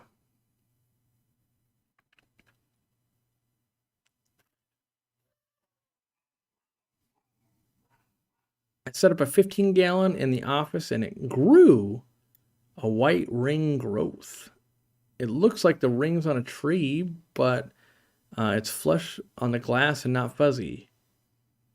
Yeah, I like if I had the tank set up here still, I went through a phase of that where you'd almost get like a little bit of cloudiness, but then like to me what happens is the way light hits and the way flow patterns are, you can get like it looks like banding sometimes on the way some stuff will collect or grow. Usually I think it's that. Especially like you can get that if it's towards the top of your tank, you let your tank sit down low. That can just be a calcium deposit. Um, Also, sometimes if you had a lot of protein film on the top of your water, and as you drain water, sometimes that kind of drapes onto the front, and then when you fill it back up, it leaves it there. So I've had that happen too in the past. How long does fish male wait, hold on. How long does fish male reproductive matter survive in an aquarium? Specifically guppies in mind, but in general. I don't know. So milt from fish, like you've probably seen videos of like fertilizing salmon, or maybe you've seen it in, like koi and that kind of stuff. I don't know, like, I have no idea if it's 5 minutes, an hour, 2 days. I don't know. Does it dilute out? I'm not sure. Yeah. And I don't know, like, with a live bear, like a guppy, for instance, being that they use the gonopodium on a female, I'm not sure it's really waterborne. I also wonder, like, with milt from like a koi, there's like a lot. But like an angelfish, they almost have to rub up against it. And I don't know, like, if they're laying in a 55-gallon aquarium, does that like dilute out instantly? Where if it was like a very small volume of water, like 2 gallons of water, would it be like, oh man, it's getting milty up in here? I don't know those answers. I do know that with koi, a lot of times they can get all the eggs. So you can see the videos of like they harvest eggs out of females and then they harvest the milt out of males, they kind of swish it all around, and then they dump it all over spawning mops to make sure that the fertilization rate is pretty good. But I have no idea. I would guess that it can't. It's got to dilute out. I think that's the right term. It dilutes out. Phone's about to die. See you later, Nathan. I'm about to die. I got a minute and a half, and then I'm out of here. Then it's time for the dogs, and then what have we been watching? I don't even know. I've fallen asleep like the last 2 nights. I will say a series that I really enjoyed for like the cleverness of it. The first 3 episodes, I was like, this is terrible. But I don't know if I enjoyed the actual like content of the show so much as I did the cleverness of things they did in the show. Upload, the movie Upload. Or not movie, the series. Just like, I feel like it was written by nerds for nerds, where you'd be like, oh, that was clever. I don't know, because there's like enough coding and enough like just nerdy stuff in there to be like, clever. I like that, but the storyline itself was like, yeah, it's all right. It got better as it went on, and I was kind of sad for the show to end, but I was enjoying the just the nerdiness of it, I guess. Would you consider a YouTube growth video? What does that mean? Does that mean like how to grow on YouTube? I kind of have a whole channel where I've done that stuff before. Um, ooh, yeah, Peaky Blinders. I wonder if that's made it to the layman TV like I have. Because I want to say I watched all of it on Netflix, but then it really irritates me how most shows are like, oh no, it's done on this. It's done on this, and then we're going to make you wait a while, and then we're going to sell it, the licensing right to this place, and then you can go watch it there. It's kind of annoying. Well, it's annoying to me when it's like the main network is like, no, I am never going to sign up for, whatever it originated on. Because I think we have like HBO, Netflix, maybe BBC, and a couple other one, Peacock, and some are like bundled together, whatever. But whenever it's on like, no, it's on the Lifetime channel. Like I'm not paying for Lifetime every month. Like I'll just wait the 3 months and then I'll watch it when it hits a network I own, or not own, but pay for already. How many members now? I don't know. It doesn't tell me. Wait, where could I? Oh, I could see it maybe 487 new members. Didn't break that 500 mark. I can't even buy myself more. To be like, because I told Dorky, I was like, maybe I'll get another 500 today. Who knows? But nope. What were I talking about though? P Blinders. Yeah, I don't know. I don't know where I was going with that, but yeah, Upload. I thought it was nerdy fun. Oh yeah, we've been watching The Flight Attendant. That's why I've been falling asleep. Is I can only watch. It drives me nuts to watch movies or anything where I'm like, this too much coincidence going on. Like I'm not a huge fan of binge drinking either. Like I don't drink at all, so I find it very annoying, and I don't connect with that. I never partied throughout my 20s or anything, so it's just completely foreign to me. And so yeah, I'm just like, of course you're, going on another bender. That makes sense. Like the world's coming to an end for you, and you're like, yeah, let's make it better. Which I realize someone who's probably an alcoholic would actually do that, but I don't sympathize, or not sympathize. I don't have empathy towards it. Is that the right word? I don't know. I feel like it's a poor choice.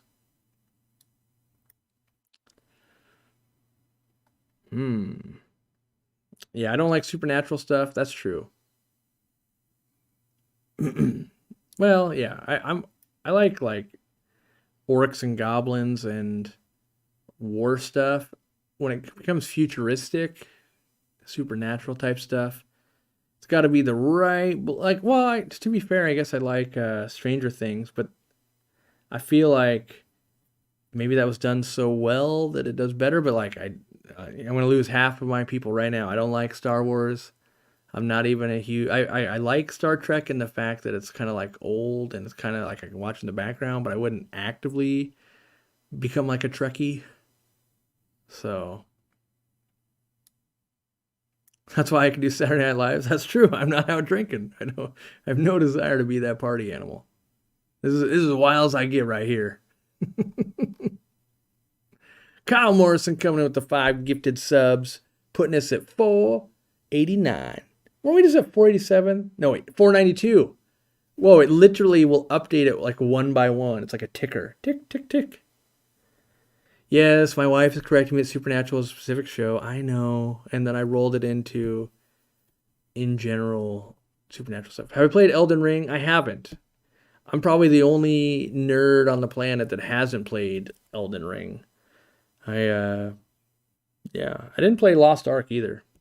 A lot of my Discord buddies playing it, but not me. Kyle Morrison, you're welcome. I finally got on my computer.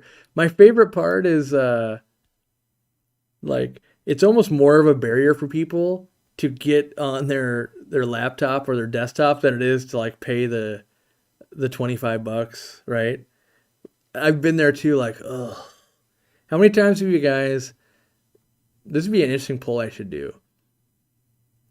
How often do you go to buy something online and then realize your credit card's like downstairs or far away, or maybe just not in your chair?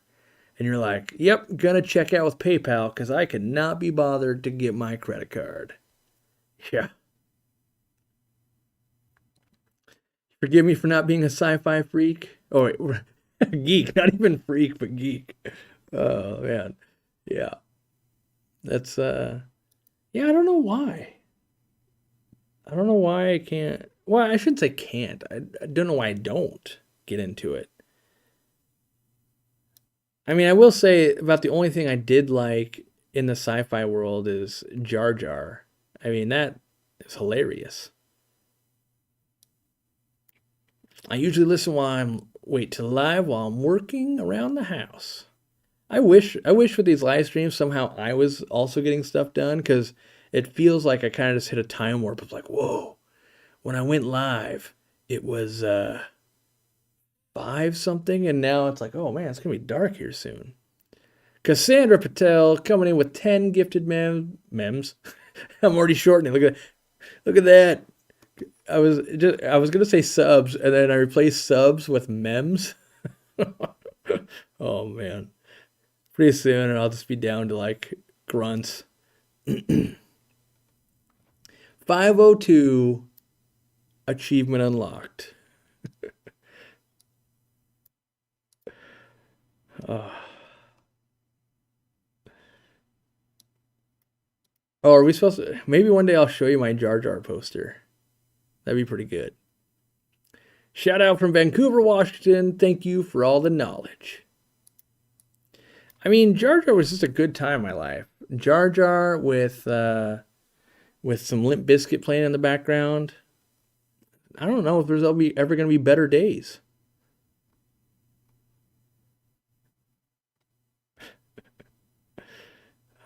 You're not a shopping connoisseur if you don't have your credit or debit card memorized.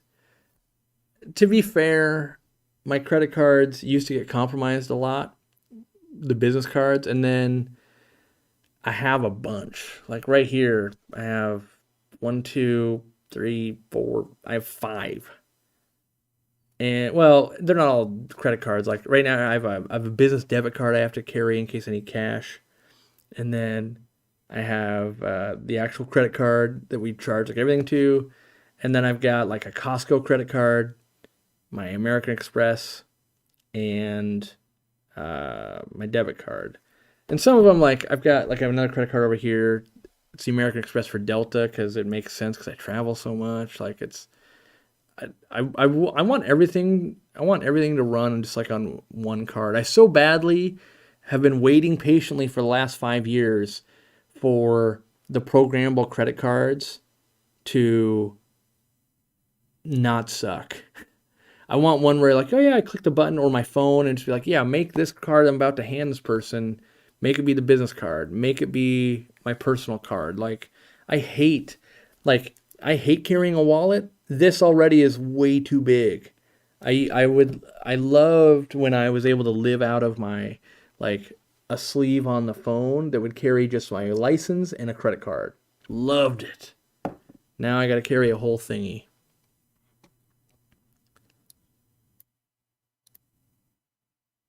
Plastic ain't so fantastic anymore.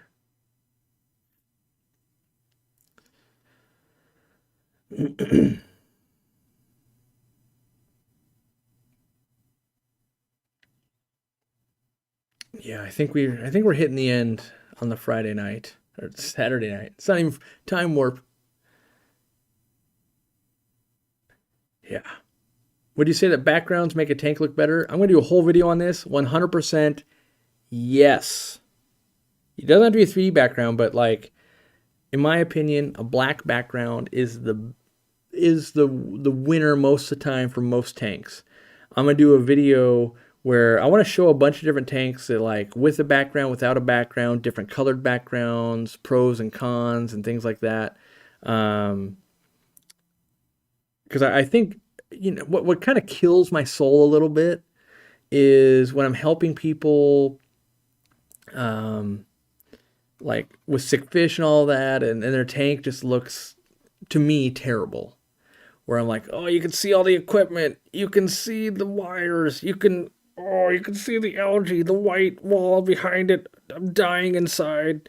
And I'm like, I just want to go over to their house, and even if I just tape a black plastic garbage bag back there, it will clean up 90% of what's, you know, like making my eye twitch. So, yeah, I want to do a whole video on that. So hopefully everyone will be like, oh yeah, I should at least have a background. You can pick whatever you want. I'll, like, I've done a lot of backgrounds, so I've got tips and tricks on what I do and don't like. But yeah.